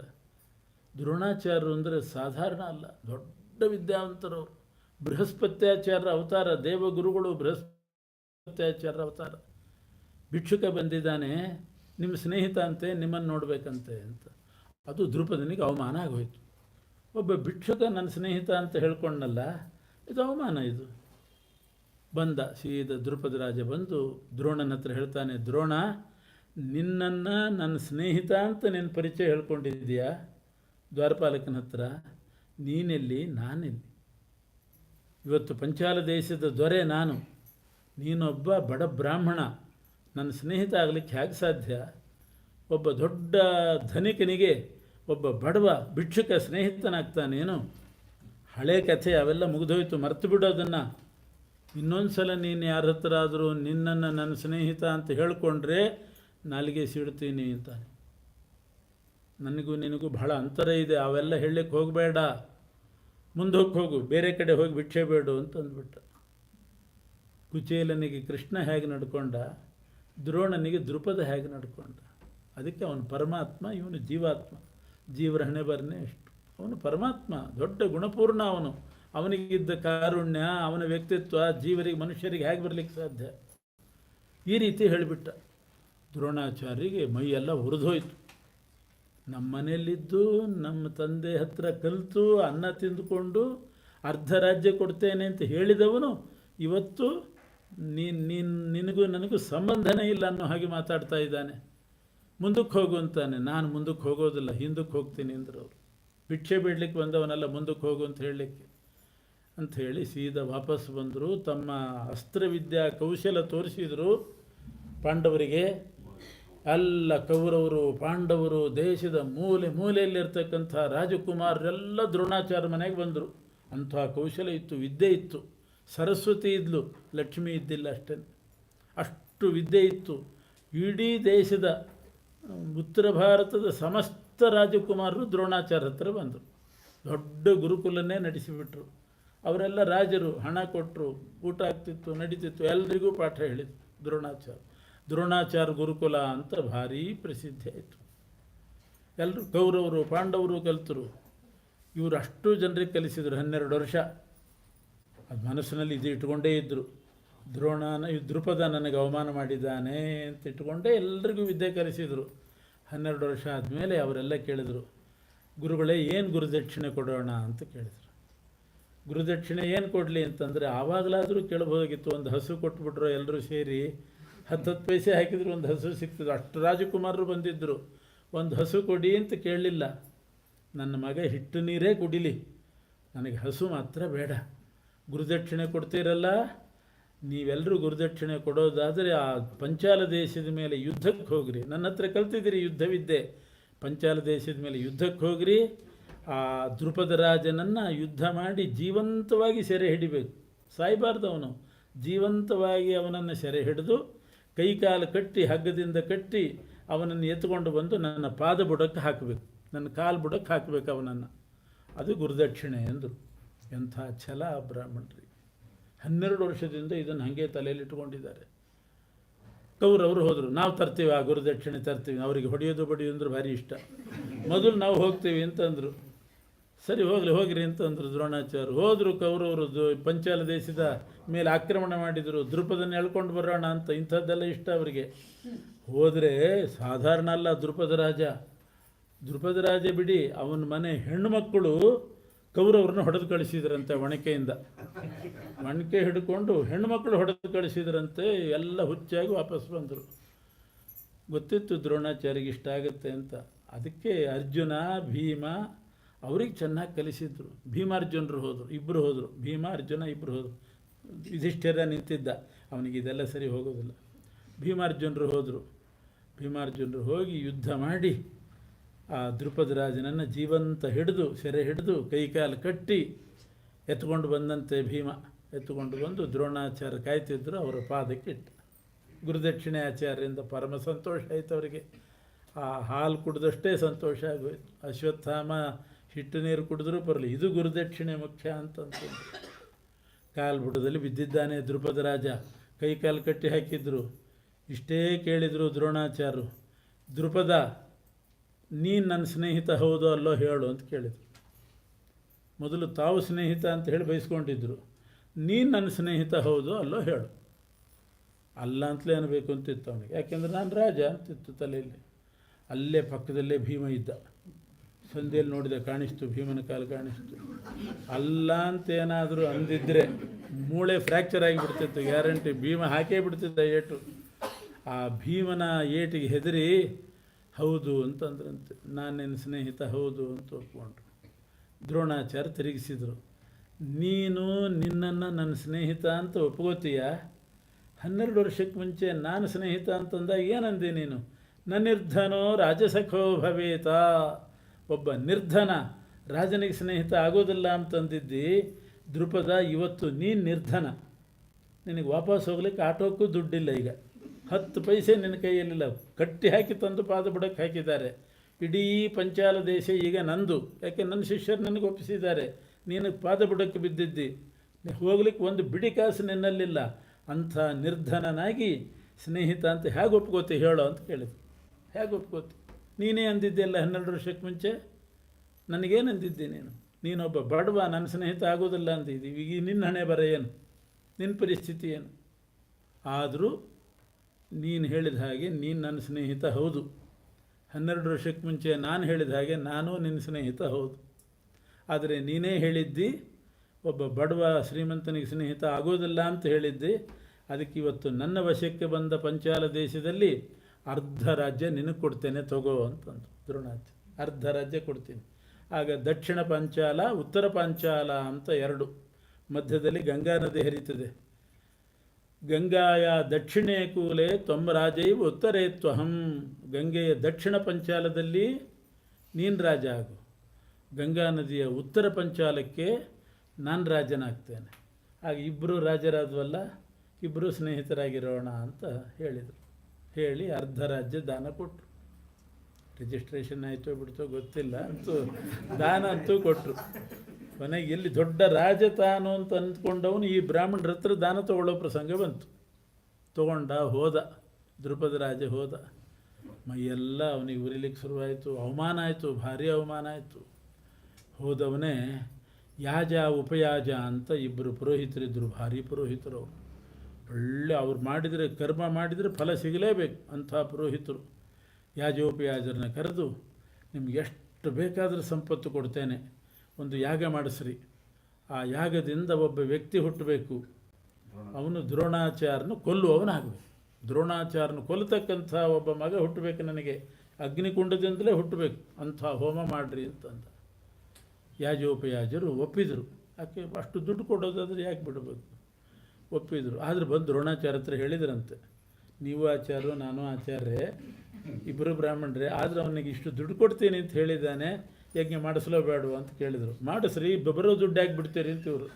ನನಗೋಸ್ಕರ ದಾಕ್ಷಿಣ್ಯಕ್ಕೆ ಯಾಕೆ ಬಿಡ್ತೀರಿ, ನಂದು ನಾನು ನೋಡ್ಕೋತೇನೆ, ನನ್ನ ಕೊಲ್ಲೋ ಮಗ ಹುಟ್ಟಿದರೆ ನಾನು ನೋಡ್ಕೋತೀನಿ, ನನ್ನ ಕ್ಷೇಮ ನಾನು ನೋಡ್ಕೋತೀನಿ, ನೀವಂತೂ ದುಡ್ಡಿಗೆ ತಪ್ಪಿಸ್ಕೋಬೇಡಿ, ಮಾಡಿಬಿಡ್ರಿ ಯಾಗ ಅಂತ ಅವರು ಪರ್ಮಿಷನ್ ಕೊಟ್ಟರು. ಯಾಜೋಪಯಾಜರು ಯಾಗ ಶುರು ಮಾಡಿ. ಆ ಯಾಗದಿಂದ ಹುಟ್ಟಿದವನೇ ಧೃಷ್ಟದ್ಯುಮ್ನ. ಅಗ್ನಿಕುಂಡದಿಂದಲೇ ಹುಟ್ಟುವಾಗಲೇ ತರುಣನಾಗಿ ಹುಟ್ಟಿದ, ಕೈಯಲ್ಲಿ ಖಡ್ಗ ಹಿಡ್ಕೊಂಡೇ ಅಗ್ನಿಕುಂಡದಿಂದ ಹುಟ್ಟಿ ಬಂದ 25 ವರ್ಷದ ತರುಣ. ಕೇಳಿದ ದ್ರುಪದ ರಾಜನ, ಯಾಕೆ ಹುಟ್ಟಿಸಿದರೆ, ಏನು ಮಾಡಬೇಕು ನಾನು ಅಂತ ಕೇಳಿದ. ದ್ರೋಣಾಚಾರ್ಯನ ಕೊಲ್ಲಕ್ಕೆ ನೀನು ಹುಟ್ಟಿಸಿದ್ದು ಅಂತ ಅಂದರು. ಅಲ್ಲ, ಅವ್ರನ್ನ ಕೊಲ್ಲಬೇಕಾದ್ರೆ ನನಗೆ ಶಸ್ತ್ರವಿದ್ಯೆ ಅಭ್ಯಾಸ ಆಗಬೇಕಲ್ಲ, ಯುದ್ಧ ಮಾಡಬೇಕಾದ್ರೆ ವಿದ್ಯಾಭ್ಯಾಸ ಬೇಕು, ಯಾರ ಹತ್ರ ಕಲೀಲಿ ಅಂತ. ಅವ್ರ ಹತ್ರನೇ ಹೋಗಿ ಕಲಿ, ಬೇರೆ ಯಾರು ಹೇಳ್ಕೊಡೋರಿಲ್ಲ ಅಂದರು. ದ್ರುಪದ ರಾಜ ಹೇಳಿದ ಧೃಷ್ಟದ್ಯುಮ್ನನಿಗೆ, ಅವ್ರ ಹತ್ರನೇ ಹೋಗಿ ಕಲಿ, ಬೇರೆ ಯಾರಿಲ್ಲ ಹೇಳ್ಕೊಡ್ಲಿಕ್ಕೆ, ಅವ್ರ ಹತ್ರನೇ ಹೋಗಿ ಕಲಿ. ಎಂಥ ಪರಿಸ್ಥಿತಿ ನೋಡಿ. ಧೃಷ್ಟದ್ಯುಮ್ನ ಏನೋ ಹುಟ್ಟಿ 25 ವರ್ಷ ತಡ ಇತ್ತು ಅಂತಂದರೆ ಅಷ್ಟೊತ್ತಿನ ತನಕ ಹುಟ್ಟುವಾಗಲೇ ತಯಾರಾಗಿದ್ದಾನೆ ಯುದ್ಧಕ್ಕೆ. ಇವ್ರ ಹತ್ರನೇ ಬಂದ ದ್ರೋಣಾಚಾರ್ಯ ಹತ್ರ, ಆಚಾರ್ಯ ನನಗೆ ಶಸ್ತ್ರವಿದ್ಯೆ ಎಲ್ಲ ಹೇಳ್ಕೊಡ್ರಿ ಅಂತಂದ. ಯಾಕು ಅಂದರು, ನಿಮ್ಮನ್ನು ಕೊಲ್ಲಿಕ್ಕೆ ಅಂತ. ಅಷ್ಟೇ, ಹೇಳಿಲ್ಲ, ಅಷ್ಟೇ ಅಭಿಪ್ರಾಯ. ಅವರು ಹೇಳ್ಕೊಟ್ರು ಅವರು. ಅಂಥ ಎದೆಗಾರಿಕೆ ದ್ರೋಣಾಚಾರ್ಯ. ಒಬ್ಬ ವಿದ್ಯೆ ಹೇಳ್ಕೊಡು ಅಂತಂದಾಗ ಹೇಳ್ಕೊಡೋದಿಲ್ಲ ಅಂತ ನಾನು ಅನ್ನೋದಿಲ್ಲ, ಅವನು ನನ್ನ ಮೇಲೆ ಹಾರಿದರೂ ಪರವಾಗಿಲ್ಲ, ಹೇಳ್ಕೊಡೋದು ನನ್ನ ಧರ್ಮ, ನಾನು ಹೇಳ್ಕೊಡ್ತೀನಿ, ನನ್ನ ಧರ್ಮ ನಾನು ಬಿಡೋದಿಲ್ಲ ಅಂತ. ಹೇಳ್ಕೊಡ್ಬೇಕಲ್ಲ, ವಿದ್ಯೆ ಹೇಳ್ಕೊಡೋದು ನಮ್ಮ ಧರ್ಮ, ನಾವು ಹೇಳ್ಕೊಡ್ತೀವಿ. ಅವನ ಧರ್ಮ ವಿದ್ಯೆ ಹೇಳ್ಕೊಟ್ಟವ್ರನ್ನೇ ಕೊಲ್ಲೋದಾಗಿದ್ದರೆ ಕೊಲ್ಲಿ, ಅವನ ಧರ್ಮ ಅವನು ಮಾಡಲಿ. ಹೇಳ್ಕೊಟ್ರು. ಯಾಜೋಪಯಾಜರು ಎಲ್ಲ ಅಷ್ಟು ಹೇಳಿದರು, ಹೇಳಿಕೊಟ್ರು. ಚೆನ್ನಾಗಿ ಕಲಿತ. ಆ ಧೃಷ್ಟದ್ಯುಮ್ನನಿಂದಲೇ ಮುಂದೆ ದ್ರೋಣಾಚಾರ್ಯರ ವಧೆ ಆಯಿತು. ಎಲ್ಲಿಗೆ ಹೋಯಿತು ನೋಡಿ. ಇದಕ್ಕೇನು ಮೂಲ ಹುಡುಕಿದರೆ, ದ್ರೋಣಾಚಾರ್ಯರಿಗೆ ಒಂದು ಹಸು ಬೇಕಾಗಿತ್ತು, ದ್ರುಪದರಾಜನ ಹತ್ರ ಹೋದದ್ದೇ ತಪ್ಪಾಯಿತು. ದ್ರುಪದರಾಜನ ಹತ್ರ ಹೋದದ್ದಕ್ಕೆ ಅವನು, ನೀನು ಹೆಂಗೆ ಸ್ನೇಹಿತ ಆಗ್ತಿದ್ದಿ, ಭಿಕ್ಷುಕ, ಮುಂದೆ ಹೋಗು ಅಂತ ಹೇಳಿದ. ಇಷ್ಟೆಲ್ಲ ಡೆವಲಪ್ಮೆಂಟ್ಸ್ ಆಯಿತು. ಯಾಕೆ? ಅವನು ಹೋದದ್ದು ದ್ರುಪದರಾಜನ ಹತ್ರ, ಕುಚೇಲನಿಗೂ ಹಣದ ಅಗತ್ಯ ಇತ್ತು, ಅವನು ಹೋದದ್ದು ಕೃಷ್ಣನ ಹತ್ರ. ಇಷ್ಟೇ ವ್ಯತ್ಯಾಸ. ಬೇಡಿದರೆ ಎನ್ನೊಡೆಯನ ಬೇಡುವೆ ಅಂತಾರೆ ದಾಸರು. ಬೇಡಿದರೆ ಎನ್ನೊಡೆಯನ ಬೇಡುವೆ, ಪಾಡಿದರೆ ಎನ್ನೊಡೆಯನ ಪಾಡುವೆ.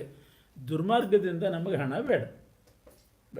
ಬೇಡಿದರೆ ಪರಮಾತ್ಮ ಹತ್ರ ಬೇಡೋಣ, ಕೊಟ್ಟೇ ಕೊಡ್ತಾನೆ. ಕುಚೇಲ ಕೃಷ್ಣನ ಹತ್ರ ಹೋದ, ಯಾವ ಕಿರಿಕಿರಿ ಇಲ್ಲದೇನೆ ದೊಡ್ಡ ಶ್ರೀಮಂತನಾಗಿ ಸಂಪನ್ನನಾಗಿ ಬಿಟ್ಟ. ದ್ರೋಣಾಚಾರ್ಯರು ದ್ರುಪದರಾಜನ ಹತ್ರ ಹೋದದ್ದಕ್ಕೆ ತನ್ನ ವಧೆ ತಾನೇ ತಂದುಕೊಂಡ ಹಾಗಾಯಿತು. ಅವನು ಅವಮಾನ ಮಾಡಿದ, ಇವ್ರಿಗೂ ಸಿಟ್ಟು ಬಂತು, ಇವರು ಅವನಿಗೆ ಅವಮಾನ ಮಾಡಿದರು. ಇವ್ರನ್ನ ಕೊಲ್ಲೋ ಮಗನ ಹುಟ್ಟಿಸ್ಬೇಕು ಅಂತ ಧೃಷ್ಟದ್ಯುಮ್ನನ್ನು ಹುಟ್ಟಿಸಿದ, ಸಾಯುವ ಪ್ರಸಂಗ ಬಂತು. ಅದಕ್ಕೆ ಈಶಾವಾಸ್ಯಮಿದಂ ಸರ್ವಂ ತೇನ ತ್ಯಕ್ತೇನ ಭುಂಜೀತಾಹ. ಭಗವಂತಂದೆ ಅಲ್ಲ, ಅವನು ಕೊಟ್ಟದ್ರಲ್ಲಿ ನಾವು ಇರಬೇಕು, ಅವನನ್ನು ಬೇಡಬೇಕು, ಬೇಡಬಾರ್ದು ಅಂತಲ್ಲ, ಬೇಡಬೇಕು, ಅವನನ್ನು ಬೇಡಬೇಕು. ಹೀಗೆ ಕುಚೇಲನಿಗೆ ಅನುಗ್ರಹ ಮಾಡಿದ ಶ್ರೀಕೃಷ್ಣ. ಉದ್ಧವನಿಗೆ ತತ್ವೋಪದೇಶ ಮಾಡಿದ್ದಾನೆ. ಅದೆಲ್ಲ ಏಕಾದಶಿ ಸ್ಕಂದದಲ್ಲಿ ಬರ್ತದೆ. ಬಹಳ ಕಠಿಣ ಏಕಾದಶಿ ಸ್ಕಂದ. ಒಂದು ನಿದರ್ಶನ ಹೇಳ್ತೇನೆ, ಎಷ್ಟು ಗಂಭೀರ ಇದೆ ಭಾಗವತ ಅನ್ನೋದಕ್ಕೆ. ವಿದೇಹರಾಜನ ಮನೆಗೆ ಅನೇಕ ಜ್ಞಾನಿಗಳು ಬರ್ತಾರೆ. ಕವಿ ಅಂತ ಒಬ್ಬ ಜ್ಞಾನಿಗಳು ಬಂದರು. ಅವ್ರ ಹತ್ರ ಇವನು ಪ್ರಶ್ನೆ ಕೇಳಿ ತನ್ನ ಸಮಸ್ಯೆ ಬಗೆಹರಿಸ್ಕೊಂಡ. ಏನು ವಿದೇಹರಾಜನ ಸಮಸ್ಯೆ ಅಂತಂದರೆ, ಯಾವಾಗಲೂ ಮನಸ್ಸಿಗೆ ಆತಂಕ, ಯಾವಾಗಲೂ ಭಯ, ಕಿರಿಕಿರಿ. ಅದು ಪರಿಹಾರ ಆಗಲಿಕ್ಕೆ ಏನು ಮಾಡಬೇಕು ಅಂತ ಕೇಳ್ತಾನೆ. ಆಗ ಅವರು ಹೇಳಿದರು, ನಿನ್ನ ಮನಸ್ಸಿಗೆ ಭಯ, ಆತಂಕ, ಟೆನ್ಷನ್ನು, ಕಿರಿಕಿರಿ ಇದ್ದರೆ ಅದು ಪರಿಹಾರ ಆಗಬೇಕಾದ್ರೆ ಯಾವುದರಿಂದ ಭಯವಂತು ಅಂತನ್ನೋದನ್ನು ವಿಚಾರ ಮಾಡು. ಆ ಮೂಲದಲ್ಲಿ ಕಿತ್ತಾಕಬೇಕು. ಯಾಕೆ ಮನುಷ್ಯನಿಗೆ ಭಯ ಬರ್ತದೆ? ಭಯಂ ದ್ವಿತೀಯಾಭಿನಿವೇಶತಃ ಸ್ಯಾತ್ ಈಶಾದಪೇತಸ್ಯ ವಿಪರ್ಯಯೋ ಸ್ಮೃತಿ ಯನ್ಮಾಯಯಾತೋ ಬುಧಾ ಭಜೇತ್ತಂ ಭಕ್ತೈಕ ಏಷಂ ಗುರುದೇವತಾತ್ಮ. ಮನಸ್ಸು ಖಾಲಿ ಇದ್ದಾಗ ದೇವರನ್ನು ಚಿಂತನೆ ಮಾಡೋದು ಬಿಟ್ಟು ಏನೇನೋ ಯೋಚನೆ ಮಾಡ್ತೀವಿ. ಅದೇ ಭಯಕ್ಕೆ ಕಾರಣ. ಎಷ್ಟೋ ಸಲ ಮನಸ್ಸು ಖಾಲಿ ಇರ್ತದೆ, ಬಾಯಂತೂ ಸದಾ ಖಾಲಿ ಇರ್ತದೆ. ಊಟ ಮಾಡೋದು ಬಿಟ್ಟರೆ ಮತ್ತೊಂದಿಷ್ಟು ಹರಟೆ ಹೊಡೆಯೋದು ಬಿಟ್ಟರೆ ಬಾಯಿ ಖಾಲಿ. ಆದರೆ ಆ ಹರಿನಾಮ ಮಾತ್ರ ಹೇಳೋದಿಲ್ಲ, ಆವಾಗ ಸುಮ್ಮನೆ ಇರ್ತದೆ. ಮನಸ್ಸು ಅಷ್ಟೇ, ಎಷ್ಟೋ ಸಲ ಮನಸ್ಸು ಖಾಲಿ ಇರ್ತದೆ, ಯಾವಾಗಲೂ ಮನಸ್ಸಿಗೆ ಕೆಲಸ ಇರೋದಿಲ್ಲ. ಮನಸ್ಸು ಖಾಲಿ ಇದ್ದಾಗ ಏನು ಮಾಡಬೇಕು? ಆ ಮನಸ್ಸಿನಿಂದ ಭಗವಂತನ ಚಿಂತನೆ ಮಾಡ್ತಾ ಇರಬೇಕು. ಏನೇನೋ ಯೋಚನೆ ಮಾಡಿದರೆ ಎಲ್ಲಿಲ್ಲದ ಭಯ ಶುರುವಾಗ್ತದೆ.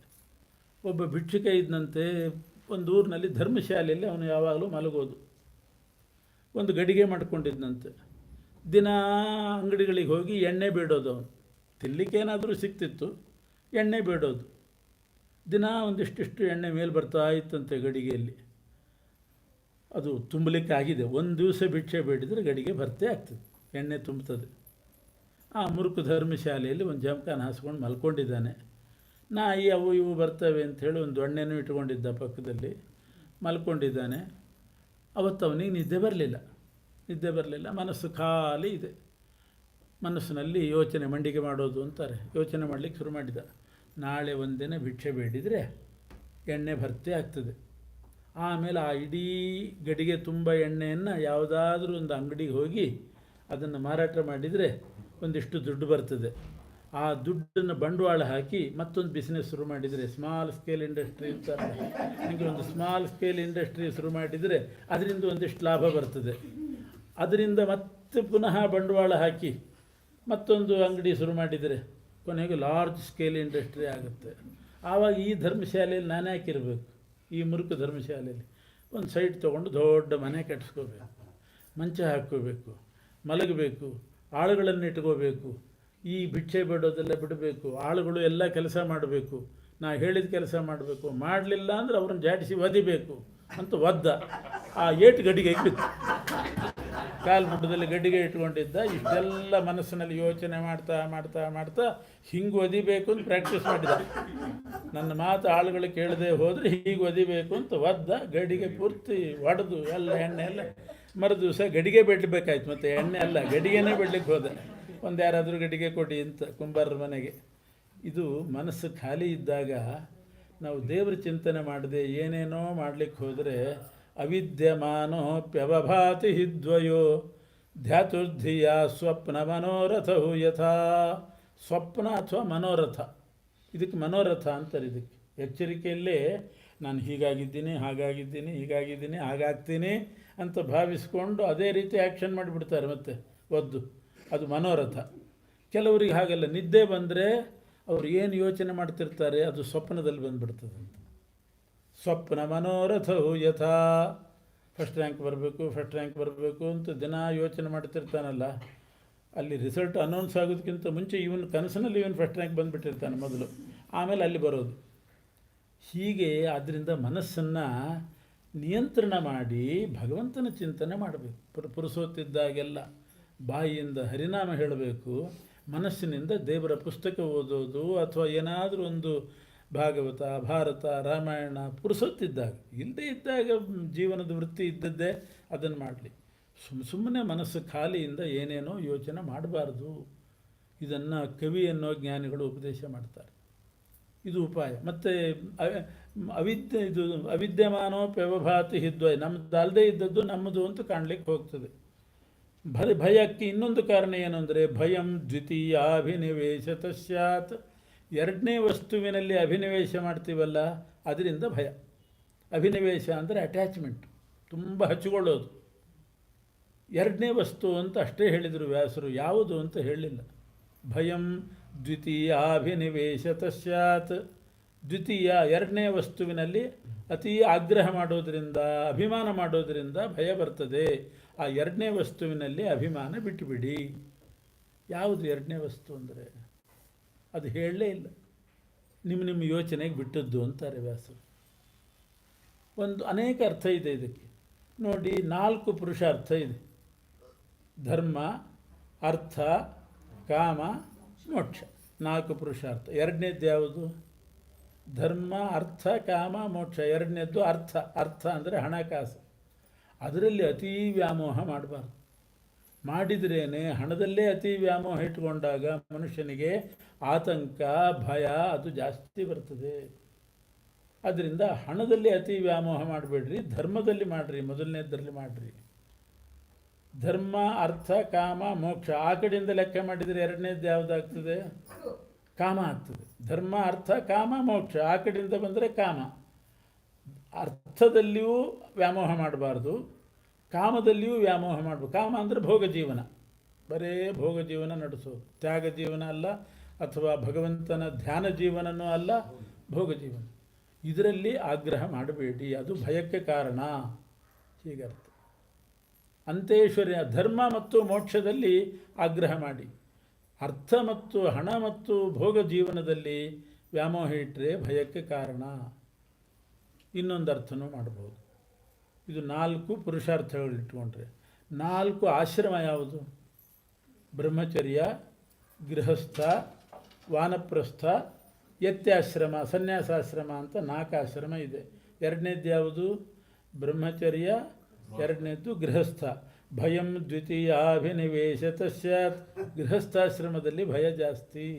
ಮದುವೆ, ಮಕ್ಕಳು, ಮನೆ, ಸಂಸಾರ, ತುಂಬ ಆತಂಕ. ಅದು ಹೇಗೆ ನಡೆಸ್ಕೊಂಡು ಹೋಗಬೇಕು ಅಂತ. ಆ ಕಡೆಯಿಂದ ಬಂದರೆ ಎರಡನೇದ್ದು ಯಾವುದಾಗ್ತದೆ? ಬ್ರಹ್ಮಚರ್ಯ, ಗೃಹಸ್ಥ, ವಾನಪ್ರಸ್ಥ, ಸನ್ಯಾಸ. ಆ ಕಡೆಯಿಂದ ಎರಡನೇದ್ದು ವಾನಪ್ರಸ್ಥಾಶ್ರಮ, ಅಂದರೆ ಕಾಡಿನಲ್ಲಿರೋದು. ಅದು ಭಯನೇ. ಈಗ ಎಲ್ಲಿ ವೀರಪ್ಪನ ಬರ್ತಾನೋ ಏನೋ ಅಂತ ಭಯ. ಭಯಂ ದ್ವಿತೀಯಾಭಿನಿವೇಶತ ಸ್ಯಾತ್. ಗೃಹಸ್ಥಾಶ್ರಮದಲ್ಲಿಯೂ ಚಿಂತೆ, ಹೇಗೆ ನಡೆಸ್ಕೊಂಡು ಹೋಗಬೇಕು, ಹೆಂಡತಿ, ಮಕ್ಕಳು, ಸಂಸಾರ, ಮಕ್ಕಳು ವಿದ್ಯಾಭ್ಯಾಸ, ಇದ್ರದ್ದು ಭಯ, ಆತಂಕ. ಆ ಕಡೆಯಿಂದ ಬಂದರೆ ವಾನಪ್ರಸ್ಥಾಶ್ರಮ, ಆತಂಕ, ಅದು ಭಯನೇ. ಬ್ರಾಹ್ಮಣ, ಕ್ಷತ್ರಿಯ, ವೈಶ್ಯ, ಶೂದ್ರ. ಎರಡನೇದ್ದು ಯಾವುದು? ಕ್ಷತ್ರಿಯ. ಭಯಂ ದ್ವಿತೀಯಾಭಿನಿವೇಶತ ಸ್ಯಾತ್. ಕ್ಷತ್ರಿಯ ಜನ್ಮ ಬೇಕು ಅಂತ ಬಯಸಿದರೆ ಅದರಲ್ಲಿಯೂ ಭಯನೇ. ಧ್ರುವ ಅವನು ಮೊದಲು ಬ್ರಾಹ್ಮಣನಾಗಿದ್ದ, ಎರಡನೇ ವರ್ಣ ಬೇಕು, ಕ್ಷತ್ರಿಯ ವರ್ಣ ಬೇಕು ಅಂತ ಧ್ರುವನಾಗಿ ಹುಟ್ಟಿದ. ಅವರ ಅಪ್ಪನಿಗೆ ಇಬ್ಬರಿಬ್ಬರು ಹೆಂಡಂದರು, ಮಲತಾಯಿ ಮಾತ್ಸರ್ಯ, ಇದೆಲ್ಲ ಭಯ ಆಯಿತು ಅವನಿಗೆ. ಹಾಗೆ ಭಯಂ 2 ವಿದ್ಯೆ ಇದೆ. ದ್ವೇ ವಿದ್ಯೆ ವೇದಿತವ್ಯ. ಲೋಕದಲ್ಲಿ 2 ವಿದ್ಯೆ, ಪರವಿದ್ಯಾ, ಅಪರವಿದ್ಯಾ. ಪರವಿದ್ಯಾ ಮೊದಲನೇದ್ದು ಮೋಕ್ಷ ಸಾಧನ, ಎರಡನೇದ್ದು ಅಪರವಿದ್ಯಾ ಅಂತಂದರೆ ಲೌಕಿಕ ವಿದ್ಯೆ. ಭಯಂ ದ್ವಿತೀಯಾಭಿನಿವೇಶತ ಸ್ಯಾತ್. ಬರೇ ಲೌಕಿಕ ವಿದ್ಯೆ ಓದಿದರೆ ಆತಂಕ. ಪರವಿದ್ಯೆನೂ ಸೇರಬೇಕು ಜೊತೆಗೆ, ಮೋಕ್ಷ ಸಾಧಕವಾದ ಪರವಿದ್ಯೆನೂ ಬೇಕು. ಇನ್ನೊಂದು ಅರ್ಥನೂ ಇದೆ. ಮೊದಲಿಂದ ನಮ್ಮನೇಲಿದ್ದವ್ರು ಯಾರು? ನಮ್ಮ ತಾಯಿ. ಎರಡನೇದ್ದಾಗಿ ಬಂದು ಸೇರಿದವರು ಯಾರು? ಹೆಂಡತಿ. ಭಯಂ ದ್ವಿತೀಯಾಭಿನಿವೇಶತ ಸ್ಯಾತ್ ಈಶಾದಪೇತಸ್ಯ ವಿಪರ್ಯಯೋ ಸ್ಮೃತಿ. ಮೊದಲಿಂದ ಇದ್ದ ತಾಯಿಯಲ್ಲಿ ವ್ಯಾಮೋಹ ಕಡಿಮೆ ಆಗ್ತದೆ. ದ್ವಿತೀಯಾಭಿನಿವೇಶತ ಸ್ಯಾತ್. ಎರಡನೇದಾಗಿ ಬಂದು ಸೇರಿರ್ತಾರಲ್ಲ ಅವರಲ್ಲಿ ಅಭಿನಿವೇಶ ಬರ್ತದೆ, ವ್ಯಾಮೋಹ ಬರ್ತದೆ. ಅದು ಪರಲೋಕದ ಭಯಕ್ಕೆ ಕಾರಣ. ಅಂಥದ್ದನ್ನು ಮಾಡಬೇಡಿ. ಹೀಗೆ ವ್ಯಾಸರ ವಾಣಿ ಬಹಳ ಅದನ್ನು ಬಿಡಿಸ್ತಾ ಹೋದರೆ ಅನೇಕ ಅರ್ಥಗಳು. ಇದೆಲ್ಲ ಏಕಾದಶ ಸ್ಕಂದದಲ್ಲಿ ಇಂಥ ಗಂಭೀರವಾದ ಶೈಲಿಯಲ್ಲಿ ಉಪದೇಶ ಮಾಡಿದ್ದಾರೆ. ಇದನ್ನೆಲ್ಲ ಕೃಷ್ಣ ಉದ್ಧವನಿಗೆ ಹೇಳಿ ತನ್ನ ಅವತಾರ ಕಾರ್ಯ ಮುಗಿಸಿ ತಾನು ತನ್ನ ಲೋಕಕ್ಕೆ ಹೋದ. ಆಮೇಲೆ ಉದ್ಧವ ಈ ಕೃಷ್ಣನ ತತ್ವವನ್ನು ಎಲ್ಲ ಕಡೆ ಪ್ರಚಾರ ಮಾಡಿದವನು ಅವನು. ಉದ್ಧವನಿಗೆಲ್ಲ ಉಪದೇಶ ಮಾಡಿ ಕೃಷ್ಣ ಹೋಗುವಾಗ ಉದ್ಧವ ಕೇಳ್ತಾನೆ ಕೃಷ್ಣನ ಕಳಕಳಿಯಿಂದ, ಕೃಷ್ಣ ನೀನು ನಿನ್ನ ಲೋಕಕ್ಕೆ ಹೋಗಿಬಿಟ್ರೆ ನೀನು ಹೋದ ಕೂಡಲೇ ಕಲಿಯುಗ ಪ್ರಾರಂಭ ಆಗ್ತದೆ. ಕಲಿಯುಗದಲ್ಲಿ ನಿನ್ನ ದರ್ಶನ ಯಾರಿಗೂ ಇಲ್ಲ. ನಾವೆಲ್ಲ ದ್ವಾಪರ ಯುಗದವರು, ನಿನ್ನನ್ನು ಕಂಡವರು ಭಾಗ್ಯವಂತರು. ಈಗ ನೀನು ನನಗೆ ಉಪದೇಶ ಮಾಡಿ ನೀನು ನಿನ್ನ ಲೋಕಕ್ಕೆ ಹೋದರೆ ಕಲಿಯುಗದವರ ಗತಿ ಏನು? ಅವರಿಗೆ ನಿನ್ನ ದರ್ಶನವೇ ಇಲ್ವಲ್ಲ. ಅವರು ಹೇಗೆ ಕ್ಷೇಮ ಸಂಪಾದನೆ ಮಾಡಬೇಕು, ಹೇಗೆ ಲೋಕದಲ್ಲಿ ಅವರಿಗೆ ಶ್ರೇಯಸ್ಸಾಗಬೇಕು ಅಂತ ಭಾಳ ಕಳಕಳಿಯಿಂದ ಉದ್ಧವ ಕೇಳ್ತಾನೆ, ಕಲಿಯುಗದವರ ಬಗ್ಗೆ ಕೇಳ್ತಾನೆ. ಆಗ ಕೃಷ್ಣ ಹೇಳಿದ, ನಿನ್ನ ಕಳಕಳಿ ಅರ್ಥ ಆಯಿತು ನನಗೆ, ಆದರೆ ಅವರಿಗೋಸ್ಕರ ಅಂತ ನಾನು ಮತ್ತೆ ಕಲಿಯುಗದಲ್ಲಿ ಏನು ಅವತಾರ ಮಾಡೋದಿಲ್ಲ. ಆದರೆ ನಾನಂತೂ ಈಗ ನನ್ನ ಲೋಕಕ್ಕೆ ಹೋಗ್ತೇನೆ. ನನ್ನ ದೇಹದ ಒಂದು ಅಂಶವನ್ನು, ನನ್ನ ವರ್ಚಸ್ಸನ್ನೆಲ್ಲ ತೆಗೆದು ನನ್ನ ಒಂದು ಅಂಶವನ್ನು ಭಾಗವತದಲ್ಲಿ ಇಟ್ಟು ಹೋಗ್ತೇನೆ. ಆದ್ದರಿಂದ ಕಲಿಯುಗದವರಿಗೆ ನಾನಿಲ್ಲದಿದ್ದರೂ ಕೂಡ ಭಾಗವತ ಇದೆ ನನ್ನ ಜಾಗದಲ್ಲಿ. ಅದು ಭಾಗವತ ಅಂತಂದರೆ ಶ್ರೀಮದ್ ಭಾಗವತಾಖ್ಯೋಯಂ ಪ್ರತ್ಯಕ್ಷ ಕೃಷ್ಣ ಏವ ಹಿ. ಭಾಗವತ ಅಂದರೆ ಪ್ರತ್ಯಕ್ಷ ಕೃಷ್ಣ ಇದ್ದ ಹಾಗೆ ಅಂತ ಭಾಗವತದಲ್ಲಿ ನನ್ನ ವರ್ಚಸ್ಸಿಟ್ಟು ಹೋಗ್ತೇನೆ. ಅದನ್ನು ಅವಲಂಬಿಸಿ ಎಲ್ಲರೂ ಕೂಡ ಸುಖವಾಗಿರ್ಬೋದು. ನಾನೇ ಬೇಕು ಅಂತೇನಿಲ್ಲ, ನನ್ನ ಪ್ರತಿನಿಧಿ ಭಾಗವತ ಅಂತ ಹೇಳಿ ಉದ್ಧವನ ಸಮಕ್ಷಮದಲ್ಲಿ ತನ್ನ ಅಂಶವನ್ನು ಭಾಗವತದಲ್ಲಿ ಇಟ್ಟು ಕೃಷ್ಣ ತನ್ನ ಲೋಕಕ್ಕೆ ಹೋದ. ಆಮೇಲೆ ಕಲಿಯುಗ ಪ್ರಾರಂಭ ಆಯಿತು. ಕಲಿಯುಗದಲ್ಲಿ ಅಧರ್ಮವೇ ಜಾಸ್ತಿ ಆಗ್ತಾ ಹೋಗ್ತದೆ. ಆದರೂ ಕೂಡ ಯಾರು ಕೃಷ್ಣನ ನಾಮಕೀರ್ತನೆ ಮಾಡ್ತಾರೆ, ಕಲವು ಕೇಶವ ಕೀರ್ತನಾತ್, ಭಗವಂತನ ನಾಮಕೀರ್ತನೆ ಮಾಡಿದವರಿಗೆ ಕಲಿ ಏನೂ ಮಾಡೋದಿಲ್ಲ. ನಾಮಾಯುಧಂ ಶ್ರೀಪತೇ, ಕಲಿಯನ್ನು ಓಡಿಸುವ ಆಯುಧ ಅಂತಂದರೆ ಶ್ರೀಪತೇ ನಾಮ, ಭಗವಂತನ ನಾಮವೇ ಕಲಿ ಮೇಲೆ ಹಾಕುವ ಆಯುಧ ಇದ್ದ ಹಾಗೆ. ಆದ್ದರಿಂದ ಯಾರು ನಾಮಕೀರ್ತನೆ ಕಥಾಕೀರ್ತನೆ ಮಾಡ್ತಾರೆ, ಗುಣಕೀರ್ತನೆ ಮಾಡ್ತಾರೆ, ಅವರಿಗೆ ಕಲಿಯ ಬಾಧೆ ಇಲ್ಲ ಅಂತ ಶುಕಾಚಾರ್ಯರು ಸಮಾಧಾನ ಹೇಳಿ ತಾವು ಹೊರಡ್ತಾರೆ. ಆಮೇಲೆ ತಕ್ಷಕ ಸರ್ಪ ಬಂದು ಪರೀಕ್ಷಿತ ರಾಜನನ್ನು ಕಚ್ಚುತ್ತದೆ. ಪರೀಕ್ಷಿತ ರಾಜ ಭಾಗವತ ಕೇಳಿದ ಪುಣ್ಯದಿಂದ ಅವನು ನರಕಕ್ಕೆಲ್ಲಿಯೂ ಹೋಗಲಿಲ್ಲ. ನರಕಕ್ಕೆ ಹೋಗಬೇಕಾಗಿತ್ತು ಆ ಋಷಿಗಳ ಕೊರಳಿಗೆ ಹಾವು ಹಾಕಿ, ಆದರೆ ಭಾಗವತ ಶ್ರವಣ ಮಾಡಿದ್ದರಿಂದ ಪಾಪ ನಿರ್ಮುಕ್ತನಾಗಿ ಪರಿಶುದ್ಧನಾಗಿ ಭಗವಂತನ ಪಾದಮೂಲಕ್ಕೆ ಸೇರಿದ. ಎಲ್ಲರೂ ಕೂಡ ಪುಷ್ಪವೃಷ್ಟಿ ಮಾಡಿದರು. ಆವಾಗ ಆ ಶುಕಸ್ಥಳದಲ್ಲಿ ದಿವ್ಯವಾದ ಮೋಕ್ಷವನ್ನು ಕೊಟ್ಟಿರ್ತಕ್ಕಂಥ ಜಾಗ ಇದು, ಭಾಗವತ ನಡೆದ ಸ್ಥಳ ಅಂತ ಹೇಳಿ ಅದನ್ನು ದೊಡ್ಡ ಕ್ಷೇತ್ರ ಅಂತ ಪುಷ್ಪವೃಷ್ಟಿ ಮಾಡಿದ್ದಾರೆ. ವಾದ್ಯಘೋಷಗಳು ಕೇಳಿ ಬಂದುವಂತೆ ಪರೀಕ್ಷಿತ ರಾಜನನ್ನು ಸ್ವಾಗತ ಮಾಡಲಿಕ್ಕೆ. ಇದೆಲ್ಲ ಮುಂದೆ ನಡೆದದ್ದು ಏನು ಅಂತ ಸೂತ ಪುರಾಣಿಕರು ಹೇಳಿದರು. ಕೊನೆಗೆ ಶೌನಕರು ಸೂತರನ್ನ ಕೇಳ್ತಾರೆ, ಕೊನೆಯಲ್ಲಿ ಪರಮ ಮಂಗಳಕರವಾದ ಒಂದು ಕಥೆ ಹೇಳ್ರಿ ಅಂತ. ಏನು ಮಂಗಳಕರವಾದ ಕಥೆ ಅಂದರೆ ಮಾರ್ಕಂಡೇಯರ ಕಥೆ ಹೇಳಿ ಅಂತಾರೆ. ಮಾರ್ಕಂಡೇಯರು ಅಲ್ಪಾಯುಷ್ಯ, ಹುಟ್ಟುವಾಗ 9 ವರ್ಷ ಆಯುಷ್ಯ ಇತ್ತು. ಆದರೆ 7 ಕಲ್ಪ ಜೀವನ ಪಡೆದವರು ಅವರು. 7 ಬ್ರಹ್ಮಕಲ್ಪ. ಮಾರ್ಕಂಡೇಯ ಮಹಾಭಾಗ ಸಪ್ತಕಲ್ಪಾಂತ ಜೀವನ ಅಂತ 7 ಕಲ್ಪ ಜೀವನ ಬಂತು. ಪ್ರಳಯವನ್ನು ನೋಡಿದವರು ಮಾರ್ಕಂಡೇಯರು. ಭಗವಂತ ಪ್ರತ್ಯಕ್ಷ ಏನು ಬೇಕು ಅಂದರೆ ನಿನ್ನ ಮಹಿಮೆ ತೋರಿಸುವಂದಾಗ ಪ್ರಳಯ ಹೇಗಿರ್ತದೆ ಅಂತ ತೋರಿಸಿದ್ದಾನೆ. ಆಮೇಲೆ ಶಿವಪಾರ್ವತಿಯರು ಬಂದು ಮಾರ್ಕಂಡೇಯನಿಗೆ ನೀನು ಚಿರಂಜೀವಿಯಾಗು ಅಂತ ಮಾರ್ಕಂಡೇಯರಿಗೆ ವರ ಕೊಟ್ಟರು. ಆಮೇಲೆ 7 ಕಲ್ಪದ ಆಯುಷ್ಯವನ್ನು ಮಾರ್ಕಂಡೇಯರು ಪಡೆದರು. ಚಿರಂಜೀವಿಗಳಲ್ಲಿ ಪ್ರಸಿದ್ಧರಾಗಿದ್ದಾರೆ ಅವರು. ಅವರ ಕಥೆಗೆ ಭಾಗವತ ಮುಗೀತದೆ. ಮೊದಲು ಆರಂಭ ಆಗೋದು ಪರೀಕ್ಷಿತ ರಾಜನ ಕಥೆಗೆ. ಅಶ್ವತ್ಥಾಮರ ಬ್ರಹ್ಮಾಸ್ತ್ರದಿಂದ ಪರೀಕ್ಷಿತ ರಾಜ ಮರಣ ಹೊಂದಬೇಕಾಗಿತ್ತು. ಕೃಷ್ಣನ ಕಾರುಣ್ಯದಿಂದ ಬದುಕುಳಿದ. ಕೊನೆಯಲ್ಲಿ ಮಾರ್ಕಂಡೇಯರು 9ನೇ ವಯಸ್ಸಿಗೆ ಸಾಯಬೇಕಾಗಿತ್ತು. ರುದ್ರದೇವರ ಒಂದು ವರದಿಂದ ಚಿರಂಜೀವಿಗಳಾದರು. ಹೀಗೆ ಆದ್ಯಂತಗಳಲ್ಲಿ ಸಂಪುಟಾಕಾರದಂತೆ ಆದಿಯಲ್ಲಿ ಪರೀಕ್ಷಿತ ರಾಜನ ಮರಣ ಪರಿಹಾರ, ಅಂತ್ಯದಲ್ಲಿ ಮಾರ್ಕಂಡೇಯರು ಚಿರಂಜೀವಿಯಾದದ್ದು. ಈ ಮಂಗಳ ಕಥೆಗೆ ಭಾಗವತ ಮುಕ್ತಾಯ ಆಗ್ತದೆ. ಸಂಗ್ರಹ ಮಾಡಿ ಯಥಾಮತೆ ಅನುವಾದ ಮಾಡಿದ್ದೇವೆ. ಭಾಗವತದಿಂದ ನಾವೇನು ಕೇಳಬೇಕು ಅದನ್ನು ಸೂತ ಪುರಾಣಿಕರೇ ಕೇಳ್ತಾರೆ. ಭವೇ ಭವೇ ಯಥಾ ಭಕ್ತಿ ಪಾದಯೋಸ್ತವ ಜಾಯತೆ ತಥಾ ಕುರುಷ್ವ ದೇವೇಶ ನಾಥಸ್ತ್ವನ್ನೋ ಯತಃ ಪ್ರಭೋ.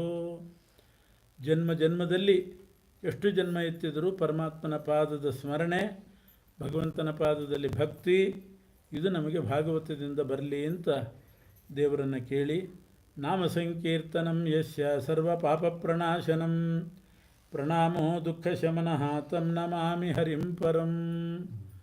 ನಾಮಕೀರ್ತನೆ ಮಾಡಿದರೆ ದುಃಖ ಪರಿಹಾರ, ನಮಸ್ಕಾರ ಹಾಕಿದರೆ ಪಾಪ ಪರಿಹಾರ. ಅದರಿಂದ ಹರಯೇ ನಮಃ ಹರಯೇ ನಮಃ ಅಂತ ನಾಮ ಸಂಕೀರ್ತನೆ ಮಾಡ್ತಾ ನಮಸ್ಕಾರ ಮಾಡಿ ಸೂತ ಪುರಾಣಿಕರು ಮುಕ್ತಾಯ ಮಾಡಿದ್ದಾರೆ ಭಾಗವತವನ್ನು. ನೈಮಿಷಾರಣ್ಯದಲ್ಲಿ ಇಲ್ಲಿಯೂ ಕೂಡ ಒಳ್ಳೆಯ ಕ್ಷೇತ್ರಪ್ರಾಯವೇ ಆಗಿದೆ. ಇದು ಯತ್ರಾಚ್ಯುತೋದಾರ ಕಥಾ ಪ್ರಸಂಗ ಅಂತ ಎಲ್ಲಿ ಭಗವಂತನ ಕಥಾ ನಡೀತದೋ ಅದೇ ಕ್ಷೇತ್ರ. ಅಲ್ಲೇ ಗಂಗಾದಿ ಸರ್ವ ನದಿಗಳು, ಸರ್ವ ತೀರ್ಥಗಳು, ಸರ್ವ ಋಷಿಗಳು, ದೇವತೆಗಳ ಸನ್ನಿಧಾನ ಇರ್ತದೆ ಅಂತ ಉಂಟು. ಸುಮ್ಮನೆ ಎಲ್ಲೆಲ್ಲೋ ನಡೆಯೋದಿಲ್ಲ ಭಾಗವತ ಪ್ರವಚನ. ನಡಿಬೇಕಾದ್ರೆ ಆ ಸ್ಥಳಕ್ಕೂ ಒಂದು ಋಣ ಬೇಕು ಅಂತ ಅಂತಾರೆ. ಹಾಗೆ ಆ ಸ್ಥಳದಲ್ಲಿಯೂ ಒಂದು ಮಹತ್ವ ಬೇಕು. ಅಂಥ ದಿವ್ಯವಾದ ಕ್ಷೇತ್ರಪ್ರಾಯವಾಗಿದೆ ಇಲ್ಲಿ. ನಮ್ಮ ಅನಿಲ್ ಅವರು ನಾವು ಎಲ್ಲಿ ಭಾಗವತ ಹೇಳಿದಾಗಲೂ, ಎಲ್ಲಿ ಪ್ರವಚನ ಇದ್ದಾಗಲೂ, ಎಷ್ಟು ದೂರ ಇದ್ದರೂ ಅವ್ರು ಬರ್ತಿದ್ರು. ಎಲ್ಲಿ ಪ್ರವಚನ ಆದರೂ ನೋಡಿದ್ದೀನಿ ಅವ್ರನ್ನ. ನಮ್ಮ ಪ್ರವಚನದ ಹಿಂದುಗಡೆ ಕೂತ್ಕೊಂಡು ಕೇಳೋರು, ಎದುರುಗಡೆ ಬರ್ತಿದ್ದಿಲ್ಲ. ಹಿಂದುಗಡೆ ಕೂತ್ಕೊಂಡು ಭಾಗವತ ಕೇಳಿ ಹೋಗ್ತಾಯಿದ್ರು. ಎಲ್ಲ ಬಾಯಲ್ಲೇ ಇದೆ ಅವರಿಗೆ.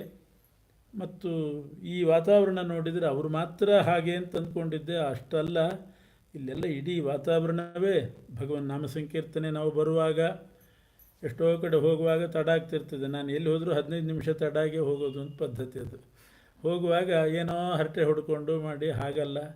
ದೇವರ ನಾಮ ಕೀರ್ತನೆ ಮಾಡ್ತಾ ಸಮಯ ವ್ಯರ್ಥ ಮಾಡದೆ ಭಜನೆ ಮಾಡಿಕೊಂಡು ಒಳ್ಳೆಯ ವಾತಾವರಣದಲ್ಲಿ ಇದ್ದೀರಿ. ಭಾಗವತ ಕೇಳಲಿಕ್ಕೆ ಇಂಥದ್ದೇ ವಾತಾವರಣ ಇರಬೇಕು. ಅದಕ್ಕೆ ಸರಿಯಾದ ವಾತಾವರಣ ಇದೆ ಇಲ್ಲಿ. ಒಳ್ಳೆಯ ಕ್ಷೇತ್ರಪ್ರಾಯವಾಗಿದ್ದಂಥಲ್ಲಿ ಯಥಾಮತಿ ನಡೆಸಿದ್ದೇವೆ. ಭಾಗವತ ಪ್ರತಿಪಾದ್ಯನಾಗಿರ್ತಕ್ಕಂಥ ಭಾಗವತ ಕಥಾ ನಾಯಕನಾದ ವಾಸುದೇವರೂಪಿ ಪರಮಾತ್ಮ ಶ್ರೀಕೃಷ್ಣ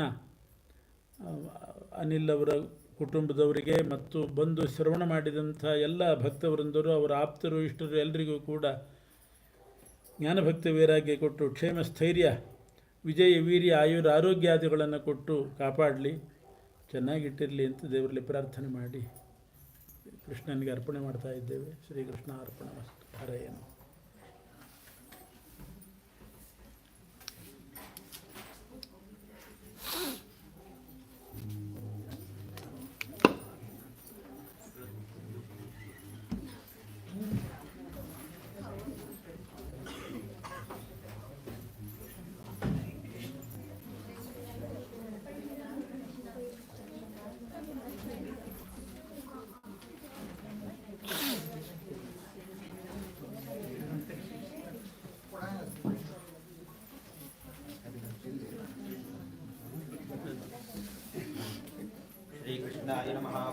ಶ್ರೀಕೃಷ್ಣಸ್ತನಾತನಃ ವಸುದೇವಾತ್ಮಜಪುರುಷೋ ವಿದ್ಯಾಮಾನುಷವಿಗ್ರಹ ಶ್ರೀವತ್ಸಲೋ ಶಿವಧರೋ ಯಶೋಧಾವತ್ಸಲೋ ಹರಿಃ ಚತುರ್ಭುಜಾಶಂಕರಾತ್ಮಜಾಯುಧಃ ದೇವಕೀ ನಂದನ ಶ್ರೀಶೋ ನಂದಗೋಪಪ್ರಿಯಾತ್ಮಜಃ